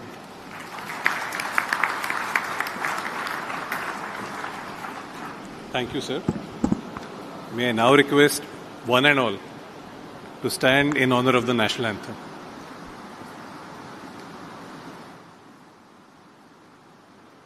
जनगण मन अधिनायक जय हे भारत भाग्य विधाता पंजाब सिंध गुजरात मराठा द्राविड उत्कल गंगा विंध्य हिमाचल यमुना गंगा उच्चल जलधि तरंगा तव शुभ नामे जागे तव शुभ आशीष मांगे गाहे तव जय गाथा जन गण मंगलदायक जय हे भारत भाग्य विधाता जय हे जय हे जय हे जय जय जय जय हे.